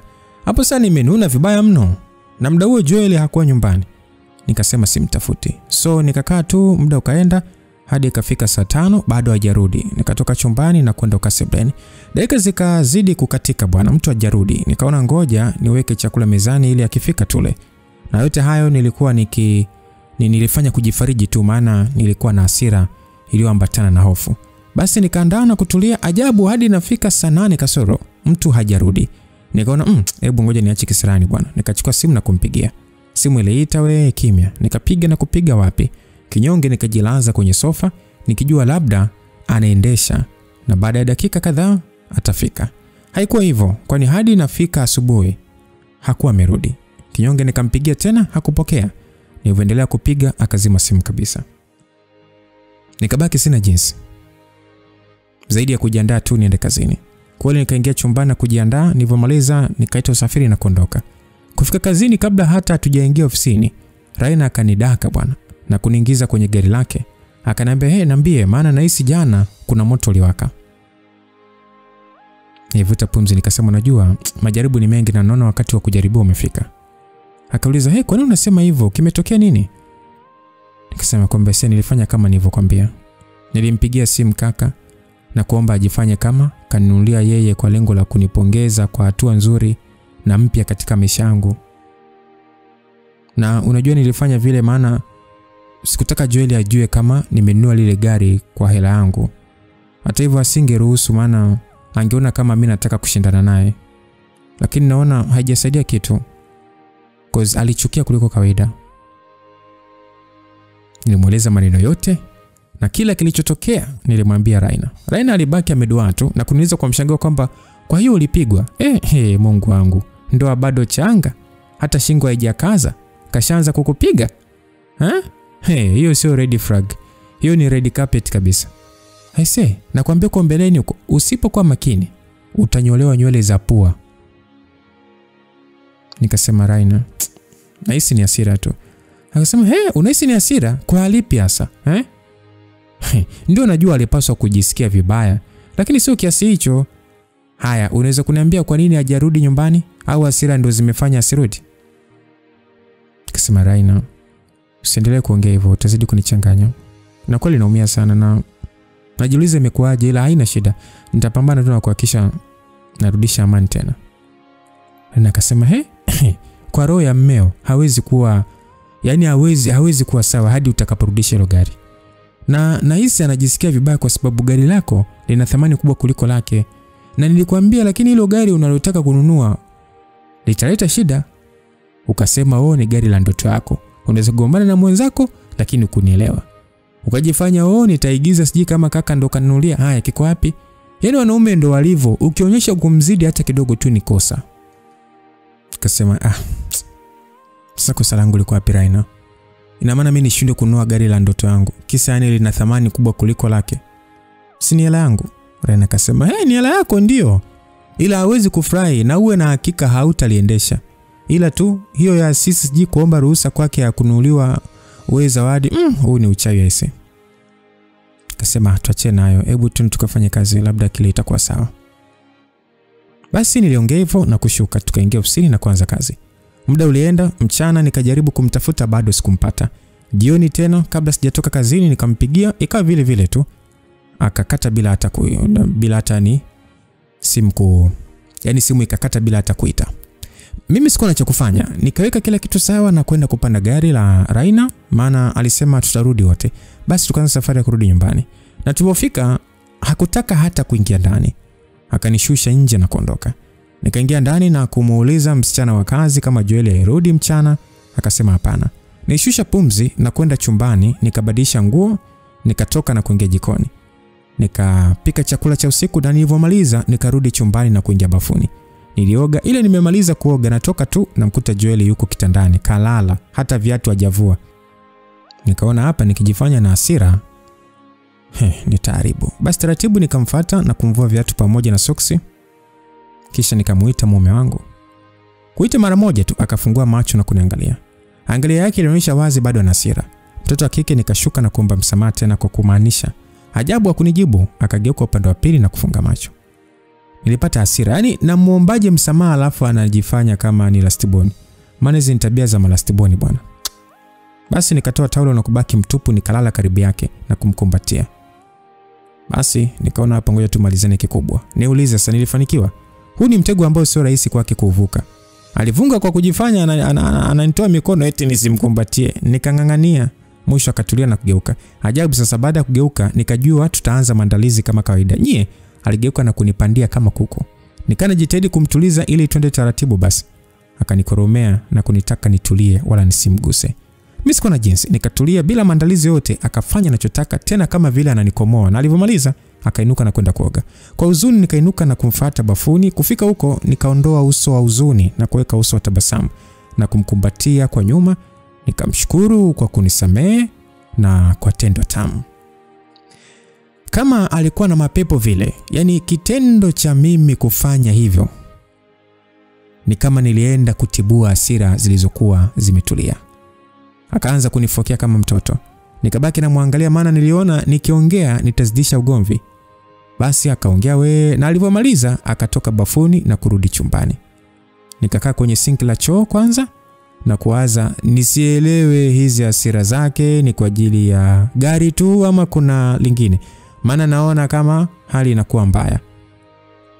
Basi baada ya kuwaza sana nilijisafisha na kurudi chumbani. nikakuta amelala. Ikabidi sasa nianze kubembeleza walau apate hata chakula, ila hakutaka, madai ameshiba. Mimi sikuwa na hamu ya kula tena, nikalala. Kesho yake asubuhi nikaamka na kusema acha niandae kitu anachopenda na kumfungia atenda kula kazini. Kweli nikaingia jikoni na kuandaa vizuri kabisa. Nilipomaliza nikaweka kwenye chombo safi na kwenda kumwamsha. Akaamka, nikamwambia kwamba mume wangu, naomba nikusaidie kukuandaa ili uende kazini muda kwa sababu muda ndio huo. Kwa siri akaniambia kwamba usinishike, nitajiandaa mwenyewe. Haya, nisije kupigwa ngumi ya meno mie. Bila kuongea neno, nikampisha akainuka na kuingia bafuni. Nikaona kwa kuwa bafu ni pana, ngoja na mimi nikaoge ili nisichelewe kazini. Kweli nikaingia bafuni na kukuta ameshaanza kuoga. Bila kumsemesha wala kumgusa, nikaanza na mimi kuoga. Yeye alivyomaliza akatoka, nikaoga chap na kutoka, kila mmoja akavaa. Sasa nilipomaliza kuvaa, nikataka kupaka simple makeup. Ajabu akaniambia kwamba kwanza leo sitaki kuona ukipaka hayo madude yako. Nikamuuliza unasema? Akasema tabia ya kuwa naongea kitu alafu najifanya kama hujasikia, nitakuja kukupasua kichwa. Nimesema sitaki kuona unapaka hayo makeup. Nikamuuliza sasa kwa nini? Kwani kuna shida gani mimi kupaka makeup? Akaniambia Eva, narudia tena, nikikwambia kitu unapaswa kufanya kama nilivyokuambia na sio kuuliza maswali. Akasema hapana mume wangu, ni haki yangu kuuliza. Akasema wewe haki? Kuna haki kuu zaidi ya wewe kunisikiliza mimi mmeo? Akasema sijakataa, ila nauliza kwa nini hutaki nipake? Akasema kwa sababu sitaki. Kwani unataka kujilemba, bado unataka kumpendeza nani? Au bado unatafuta mwanaume? Basi nishusha pumzi na kuacha nilichokuwa nafanya na kumsogelea. Kwa upole nikashika mkono wake na kumwambia kwamba Joel mume wangu, hivi umekuaje baba? Mbona unakuwa hivi? Ni kwamba gari ndio limezua yote haya ama kuna kingine? Akasema sina muda kupoteza kuongea ujinga na wewe, muda mwema. Aliongea na kuondoka bwana. Nikabaki na muangalia hadi anapotea. Basi niliwaza na kuona hapa kuna kazi tena kubwa. Nichukua pochi yangu na kutoka mbio kumwahi ili anipeleke kazini. Kufika nikakuta ndo anageuza gari. Nikasubiri ageuze vizuri.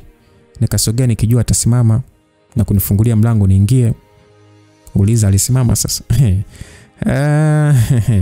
Nacheka kama mazuri. Jamaa aliondoka bila hata kuangalia pembeni. Nikabaki na muangalia huyo anaondoka. Kinyonge nikarequest usafiri na kwenda kazini. Hali hiyo iliendelea karibu wiki mbili hivi. Nikaona kama shida ni gari, basi acha nimwambie nimeirudisha. Ili kama amani basi irudi, maana tutaishije hivi sasa. Basi bwana, si nikamwambia, nikijua baada ya kuambia atarudi kama zamani. Nisijue muda wa makucha kufunika ndo huo. Jamani, pamoja na kukubali kuirudisha gari, hali iliendelea vile vile. Tena naweza kusema ilikuwa ni mbaya zaidi kuliko mwanzo. Joel alibadilika na kuwa mtu wa tofauti kabisa. Yaani swala la yeye kuchelewa kurudi ama kutokurudi ilikuwa ni kawaida kwake. Na ukitaka ujiroge, muulize ulikuwa wapi. Na ukiachana hilo, lingine ambalo liniumiza na kunifanya nisione raha ya ndoa ni kwenye tendo la ndoa. Yaani hakuwa na muda wa kuniandaa wala kujali nimechoka, nataka ustaki. Yeye muda wote anapotaka anakuvamia tu na kukuingilia kwa fujo kama anabaka vile. Nilikuwa napata maumivu na michubuko kila itwapo leo. Na sasa bora angekuwa anafanya hivi labda kila baada ya siku 2 au 3. My friend, huyu kiumbe alikuwa akifika nyumbani akakukuta tu tayari, yani muda huo siji tena umevaa ovyo ovyo. Muda huo anataka. Na hataki kusikia sije tunasema sijui na kazi. Utasikia tu njoo. Njoo nilidhisha bwana. Ukimaliza nenda kwenye kazi zako. Ikifika alfajiri huo umelala, utasikia tu mtu anakupandia tu. Nilichoka na zaidi ya kuchoka, yani afu mimi wala hata sikuwa nikipata ladha yote ya tendo.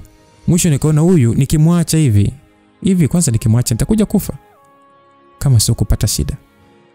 Sasa siku hiyo bwana akaja kama kawaida yake, akaniita chumbani. Kabla ya kila kitu nikamwambia kwamba mume wangu naomba tuongee. Akanambia sina muda wa kuongea. Wewe pale kitandani unipe haki yangu haraka. Nilimwambia sawa naelewa, lakini tafadhali naomba tuongee kwanza. Alisonya na kusema wewe, naona kama unielewi. Basi akanishika na kunitupia kitandani kama mzigo. Kabla sijainuka kashanifikia, akashika nguo na kuichana kwa hasira. Mimi na roho kwa sasa roho ilianza kuniuma. Kwa bishi bwana akanivaa bwana. Nikajifanya namzuia, sitasahau. Nilikanyagwa ngumi. Yaani nilipigwa ngumi ya shingo, nikazima bila hata kujitikisa.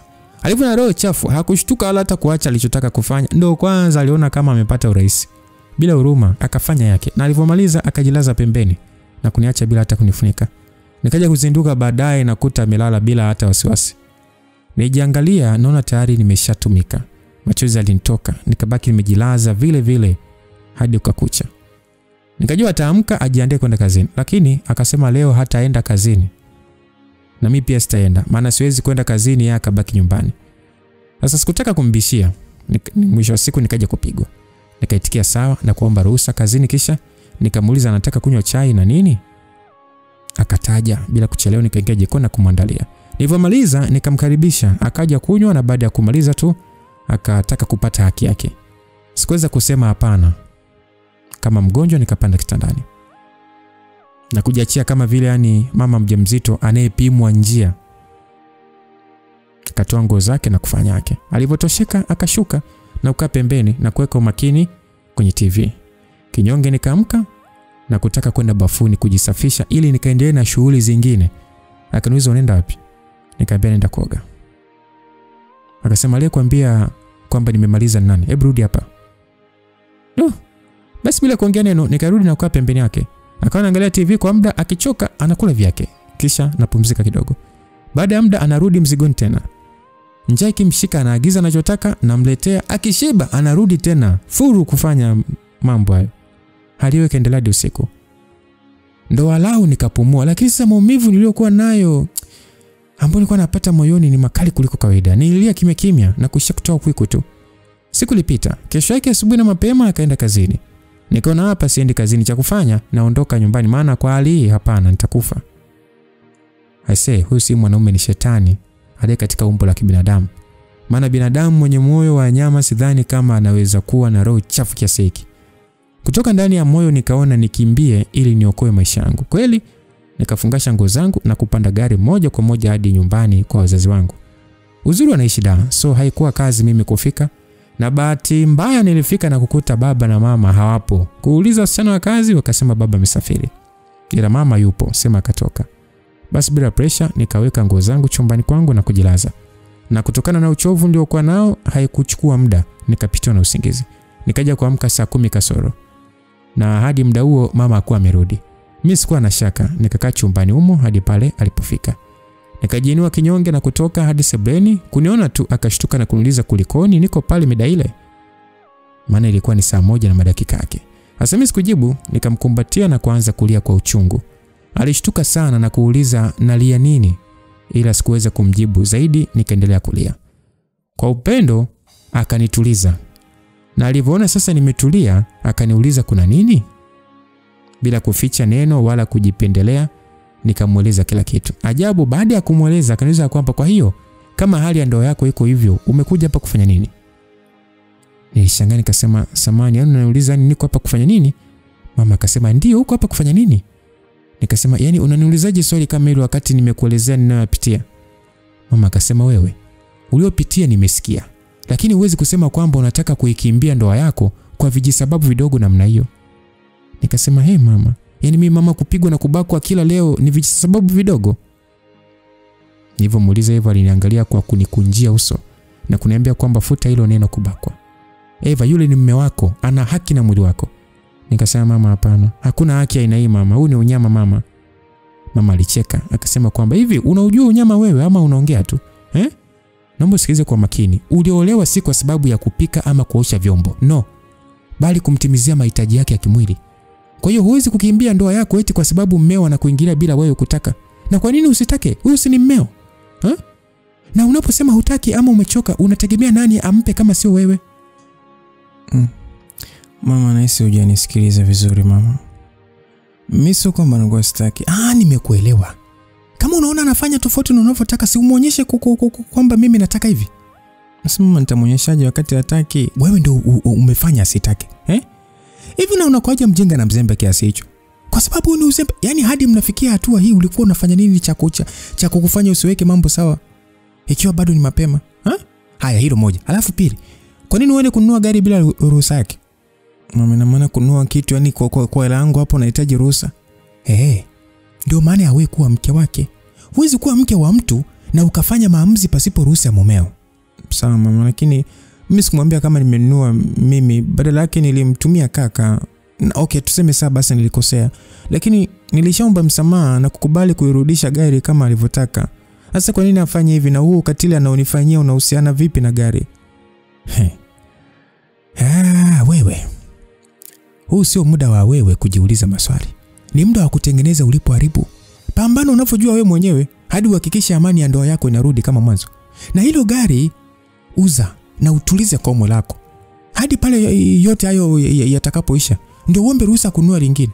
Na usinunue la, yani nataka kusema hivi, usije ukanunua la hivyo, bali nunua la kawaida tu. Na hii kitu ya kupenda vitu vya gharama hii, mimi nilikuwa nakwambia mapema sana, ila hukuwahi kunisikia. Sasa naona ameanza kukunyosha. Niliona kama mama ananichanganya tu. Kwanza alipaswa kushtuka na kuumia juu ya yote niliyofanywa, lakini badala yake eti ananifanya jione mimi ndio mkosaji.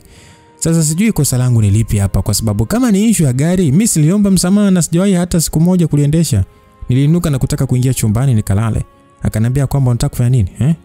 Binti, silali na mke wa mtu bila kibali kutoka kwa mume. Wewe cha kufanya fungasha kila ulichokuja nacho, nitakupa ofa, dereva wangu akurudishe. Urudi kwako, hapa sio kwako. Nikasema mama kweli, yani unataka nirudi? Mama akasema sasa unataka ukae hapa ni kwako? Mwacha ujinga bwana. Nenda katengeneze ndoa yako huko. Hilo ni jukumu lako. Aliongea hivyo na alivyoona na ishia kumwangalia tu bila kuinuka, akamuita msichana wa kazi na kumwambia kama kuna nguo nilikuja nazo azitoe akaweke kwenye gari. Kweli dada akazitoa bwana na kuweka kwenye gari. Kisha mama akaniambia kwamba haya, inuka rudi kwako. Aisee, nilimwangalia mama, machozi akanitoka kwa huzuni sana. Kinyonge nikavuta machozi, kisha nikainuka na kwenda kupanda gari. Na safari ya kurudi kwangu ikaanza. Njia nzima nilikuwa na hofu juu ya, yani kwanza unajua, moyoni niliomba Mungu nikute Joel hayupo.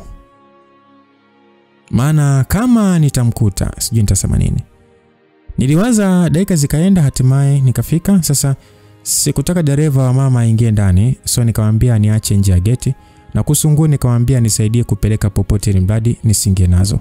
Maana nilihisi kama nitamkuta na akaona anaingia na mabegi, kesi itakuwa kubwa sana. Sasa uzuri dereva alinielewa, nikashuka akageuza gari na kuondoka. Mtoto wa watu nikapiga hatua za haraka kulisogelea geti, nikagonga, na muda huo mlinzi akaja kunifungulia. Kitendo cha kunifungulia geti tu nikaona gari la Joel ndani. Hii ina maana yupo. Niliogopa na kumuuliza mlinzi, Joel karudi saa ngapi? Akanambia anakaribia masaa 2. Basi nilishusha pumzi na kuingia ndani. Hapo uoga umenijaa hadi nahisi mwili unatetemeka. Taratibu nilisogelea mlango, nikanyoosha mkono ili nifungue, ila kabla sijashika kitasa mlango kafunguliwa. Nilimeza mate kwa uoga na kuweka tabasamu la uongo, na kweli Joel ambaye ndio alifungua mlango aliniangalia juu hadi chini huku akiwa na tabasamu pana usoni. Basi ili asinishtukie kuwa naogopa, nikamsalimia kwa uchangamfu sana, nikasema wao wa ubani wangu, habari ya kushinda. Nilivyosema hivyo aliongeza tabasamu na bila kunijibu akasogea pembeni na kunipisha niingie. Nikamsalimia tena nikasema vipi, mbona una furaha sana na umeshindaje? Basi kwa furaha alifunga mlango na kunivutia kwake, akanishika kiuno na kuniangalia usoni kwa macho yaliyojaa furaha sana. Kisha akaniuliza kwamba nitaachaje kuwa na furaha ile hali na miliki mwanamke mrembo hivi. Aliongea na kuwa kama ananusa manukato yangu. Kisha akasema tena kwamba umependeza na unanukia manukato mapya. Bila shaka umeongeza mengine ili uzidi kunivutia mmeo. Hasa kwa namna alivyonipokea nilipaswa kufurahi, ila nilikuwa naogopa kuliko kawaida. Nilificha sura ya hofu, ila mapigo ya moyo alinisaliti. Naye bila kuongea au kuniuliza kwa nini nimechelewa kurudi, alinibeba na kuniingiza chumbani huku akiwa na furaha sana. Kama nilivyowaza ndivyo ilivyokuwa. Kitendo cha kunifikisha chumbani tu, alinikalisha kwenye sofa, akasogea na kufunga mlango, tena nifunga na ufunguo, kisha akanigeukia. Tabasamu alikuonekana tena. Zaidi alionyesha hasira kali hadi mishipa kichwa ikamsimama. Macho yake yalikuwa ni mekundu. Akauliza ulikuwa wapi na kwa nini umevaa hivi? Nijitahidi control hofu ili nimjibu pasipo uoga, lakini ilishindwa na kujikuta napata gumizi. Kwa hasira akauliza tena, Eva, nakuuliza ulikuwa wapi hadi unarudia nyumbani kwangu usiku? Akasema, mume wangu nilikuwa nyumbani. Alitabasamu kwa hasira na kuuliza tena, na kuuliza kwa mara ya mwisho ulikuwa wapi? Nikasema, kweli mume wangu nilikuwa nyumbani. Akasema, unaona mimi ni mjinga sana, si ndio? Kwenda nyumbani kwenu ndio vae hivi? Kama vile unaenda kukutana na mtu. Basi nijiangalia, nilivovaa. Sikuwa nimevaa vibaya na ilikuwa mara ya kwanza kuvaa gauni fupi. Na uzuri sikuanza kuvaa baada ya ndoa, toka mwanzo ndo mavazi yangu. Sasa nashangaa ghafla tu anaanza kucomplain kuhusu nguo. Kama kawaida nijitetea, lakini hakuelewa. Akawa nataka nikiri kwamba nimetoka kwa mwanaume. Mimi sikutaka kubali, ili hali sijafanya kitu kama hicho. Eti ni kiburi na dharau. Acha anze kunitembezea mkanda. Nililia kwa uchungu na kuomba msamaha, lakini hakuelewa. Hasira yake ilikuwa kali mno. Alinipiga na alivyoona sasa napiga kelele sana, akanifunga mdomo na kuendelea kunipiga. Nililia lakini sauti iliishia ndani, nikawa siwezi hata kujitetea. Hayo yote mimi nilikuwa sipiti hata sijaingia kwenye mambo ya ndoa haya, mambo ya mahusiano. Nilikuwa naishi tu vizuri. Baada ya kunipiga kisawasawa, akanivua nguo na kunikagua kama nimetumika. Alivyoona hamna, akaniambia, bahati yako, ningekuua leo. Basi baada ya kujua kwa sijatumika, basi aniache. Ndio kwanza akavua nguo zake na kuwasha TV, kisha akaweka video ya ngono. Akawa anaangalia huku akichezea sehemu yake ya siri. Alivyoona sasa imeinuka, akaja kuniinua. Sasa muda huo mimi nikana ruka chini kama kuku anayekata roho baada ya kukata shingo. Sasa akaniburuza hadi karibu na kitanda, akanibeba na kunirusha kama vile anarusha kiroba cha taka kwenye korongo. Kisha akachukua kamba, hata sijui alizitoa wapi. Naona alikuwa ameshajiandaa. Akanifunga mkono mmoja huku mwingine huku. Vivyo hivyo miguu kushoto kulia. Yaani nikawa kama kindege kilichobanikwa. Bila huruma akaanza kuniingilia huku akijiboost kwa kuangalia video ya ngono. Maskini nikawa natokwa na machozi tu. Akafanya yake na alivyomaliza akaniachia na kujifunga taulo. Kisha akasogea kwenye drawer ya kabati. Akachukua kifuko cha unga ambao sikujua ni nini, akaniangalia na kunigeukia, akatabasamu na kuniambia kwamba leo ninakupa adhabu hii kidogo. Nadhani baada ya hapo utajifunza ukaa nyumbani kwako na hutathubutu kutoka kwenda kokote bila ruhusa yangu. Basi aliongea na kufungua kifuko kile, akanisogelea na kutaka kunishika sehemu zenyewe zile nini. Niliogopa na kujitahidi kubana, ila sikuweza hata kuikutanisha miguu. Bila huruma akanimiminia ule unga wote sehemu zangu hizi za private. Sasa mimi sijui ilikuwa ni upupu ama pilipili, maana unajua kitendo cha kuwekwa tu niliwashwa kuliko kawaida. Niliwashwa kiasi cha kuhisi kupata uchizi. Nikawa nahisi kama natoka vile. Alivyo roho mbaya akakaa pembeni na kuniangalia kama vile anaona kivutio. Kwa raha zake akawa anashushia na juisi. Nililia na kupiga kelele lakini hakuona hata huruma. Kuongeza furaha yake akawasha AC kali na kuchukua duvet, akajilaza kwenye sofa na kujifunika. Kisha akaendelea kuniangalia namna ninavyohangaika na kupiga kelele ambazo zilishia ndani kwa ndani. Kwani alinifunga mdomo. Nilipigwa na baridi huku chini, maumivu hayakuwa ya kawaida. Ukijumlisha na kipigo nilichopewa ndo kabisa. Aisee. Nilikuwa na hali mbaya sana. Yaani kwa naona kama ndo naenda kufa. Na haya mambo ukiwaambia wazazi wanakuambia vumilia. Kwa sauti ya ndani iliyojaa uchungu nikamuita mama, kisha nikazima. Sikujua kilichoendelea, ila nilikuja kuamka ikiwa tayari ni asubuhi na hakuwa amenifungua. Yaani nilivyokuwa jana ndivyo hivyo nilivyoamka. Sasa alivyoniona nimeamka akaniambia kwamba afadhali umeamka, maana nilikuwa nataka kutoa taarifa za kufiwa kwa mke wangu kipenzi. Lakini kumbe bado uko hai. Vizuri sana, nimependa ukakamavu wa mwili wako. Basi alinisogelea, akanifungua kitambaa alichokuwa amenifunga mdomo na kuniuliza kwamba unajisikiaje mke wangu mrembo? Mimi sikujibu kitu. Akaniambia kwamba inaonekana una hasira sana. Pole kwa maumivu na ninatoka kidogo, so nataka tukubaliane kitu kimoja tu. Nikufungua ukae humu ndani bila kutoka, ama nikuache nikiwa nimekufunga hivi ili usitoke. Kwa sababu sitaki utoke nje ya chumba hiki kwa siku zisizopungua 3. Sasa kwa uchungu sana nikuuliza kwamba kwa nini umekuwa hivi Joel? Akasema nimekuaje? Vipi? Inaonekana kama nimebadilika sana ama? Au unataka kusema labda ndo unajua sasa hivi kwamba hivi ndivyo nilivyo? Mimi mbona niko hivi miaka yote? Afu nimekumbuka bwana. Kumbe nilijifanya mwema sana ili nikupate. Na bahati ilikuwa upande wangu bwana, nikakupata. Hata hivyo mimi sijawahi kutaka kitu nikakosa. Mara zote nimekuwa mshindi wa kila kitu. Na hii inanifanya nijione mwanaume mwenye bahati kuliko wote katika dunia. Unajua toka siku ya kwanza nilivyokuona, ulitokea kunivutia sana. Nikajiambia nitakusaka hadi nikupate, nipige vitu vyangu kisha nisepe. Lakini wewe ulikuwa tofauti sana. Maana kila muda ulinifanya ni enjoy kuwa kando yako. Na kila ulichokuwa unafanya mimi nilikiona kwa namna tofauti sana. Lengo la kula na kusepa likawa likififia siku hadi siku. Mwisho likafifia kabisa. Na mche wa upendo ukakua kwa kasi. Na kwa mara ya kwanza nikatamani kuoa. Na kweli nikakuoa. Na baada ya kukuoa ukanifanya nikupende zaidi. Kitu ambacho sikukipenda.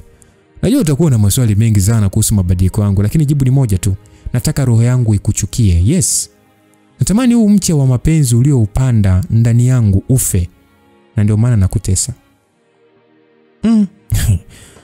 Ase msikilizaji, nilijikuta nacheka kama nimechanganyikiwa vile. Yaani huyu mtu anaongea nini? Au kuna mtu anaelewa kitu ambacho anaongea? Maana mimi mshindwa kuelewa. Eti ananitesa kwa sababu anataka kunichukia. Kwa nini anataka kunichukia?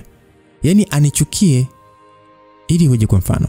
So nimwangalie kwa makini sana bila kupepesa macho, nikamwambia kwamba umeongea lakini sijashika hata moja. Ila ninachotaka kutoka kwako ni kimoja tu. Joel, niliolewa na wewe kwa mapenzi mazito. Nikakupa maisha yangu nikiamini atakuwa katika mikono salama. Na nikajua kwako nitakuwa na kesho iliyo bora. Huku ndoto za kuwa na familia yenye furaha na amani zikitanda juu yetu. Na najua hili pia ilikuwa ni ndoto yako. Lakini ndani ya mwezi mmoja umebadilisha yote Joel. Umekuwa mnyama usio na huruma. Kwako nimekuwa kama adui ambaye hatakiwi kucheka mbele zako. Kila leo nawaza nimekosa nini mimi kustahili haya. Kosa langu ni mimi, yani ni nini Joel? Mpaka waanze kunifanyia mimi haya. Naomba basi uniambie nijue. Ili nitibu na kurekebisha. Ili tuweze kurudi kama zamani. So maisha tulio tutamani kuishi. Na kama kuna kitu nyuma ya haya niambie pia. Mimi ni mke wako.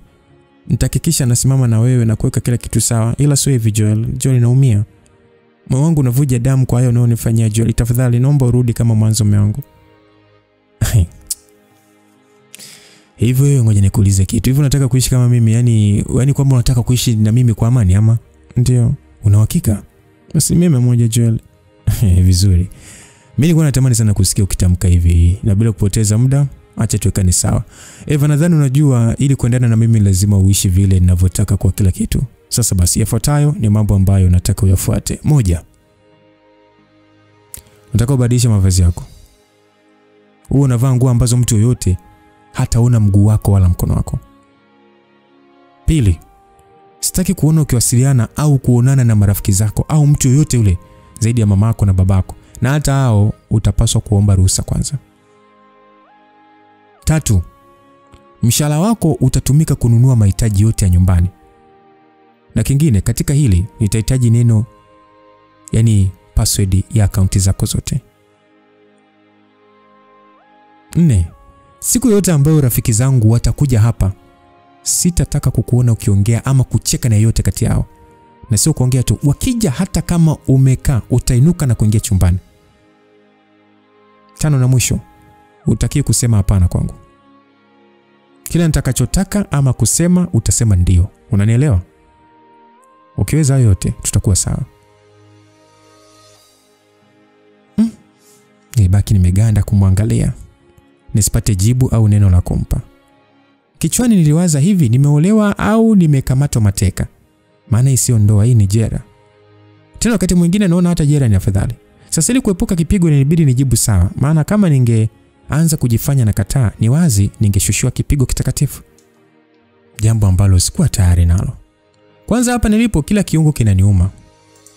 Baada ya kumjibu sawa, aitabasamu na kunibusu kwenye paji la uso, kisha akaniambia vizuri sana. Sasa daktari atakuja kuangalia na hakikisha umwambie kilichotokea. Alafu kingine, hakikisha miguu yako inazunguka humu, yani humu ndani. Nadhani nimeeleweka. Basi akaongea neno, akainuka na kusogea hadi ilipo meza anayotumiaga kufanyia shughuli za ofisini. Akafungua drawer na kuwa kama anatafuta documents. Taratibu nilisogea karibu na drawer pembeni mwa kitanda Nikafungua taratibu, nikachukua kisu ambacho mwanzo wa ndoa yetu alitaka tukitumie kufanya agano la damu. Bila kupepesa macho nilikichukua, nikakitoa kwenye kava yake. Nikakiangalia namna kinavyowaka kwa ukali. Nikamwangalia kwa macho yenye hasira kali. Moyoni nikasema leo ndio mwisho wa haya yote. Msikilizaji, Eva anataka kuua ama nini? Na vipi, ulishawahi kufanya agano lolote la damu na mpenzi wako? Yaani kiapo chochote ulishawahi kufanya? Ulishawahi kufanya agano lolote na mtu wako? Na kama ulishawahi kufanya, vipi? Agano bado lipo ama limebakia kuwa agano la kale? Sasa hapa tujue Eva anataka kufanya nini? Unafikiri atafanikiwa kuishinda hasira yake ama atagairisha na kuamua kuishi vile anavyotaka mumewe? Na unadhani akifanya hivyo amani itakuwepo au mambo yatabaki vile vile? Na nini utakuwa mwisho wa Eva? Hii ni sehemu ya kwanza. Sehemu ya pili ndio sehemu ya mwisho msikilizaji ya hiki kisa chetu kizuri kabisa. Sawa Yes, haya ndo mambo ya ndoa. Ulipo single hapo unaweza kuwa unaishi vizuri sana, amani sana, unaenjoy maisha hapa duniani. Lakini sasa unapotaka kuingia kwenye ndoa kuna mawili. Lakini yote kwa yote tumtangulize Mwenyezi Mungu, tunaamini uwepo wake na tunaamini ya kwamba maombi yetu tunayoomba na tusikia na tunayoyapata ni kwa mapenzi yake, kwa sababu yeye ndiye anayejua kesho yetu. Sawa Sasa tukutane sehemu ya mwisho tujue Eva ataamua nini. Na je, ungekuwa wewe ndio Eva, ungefanya maamuzi gani? Ungekubali haya masharti aliyokupatia ama ungefanya nini? Niambie hapo kwenye comment na nitapitia comment moja baada ya nyingine. Muda wote ulikuwa na Lucas Lumbas. God be with you till we meet again. Bye bye.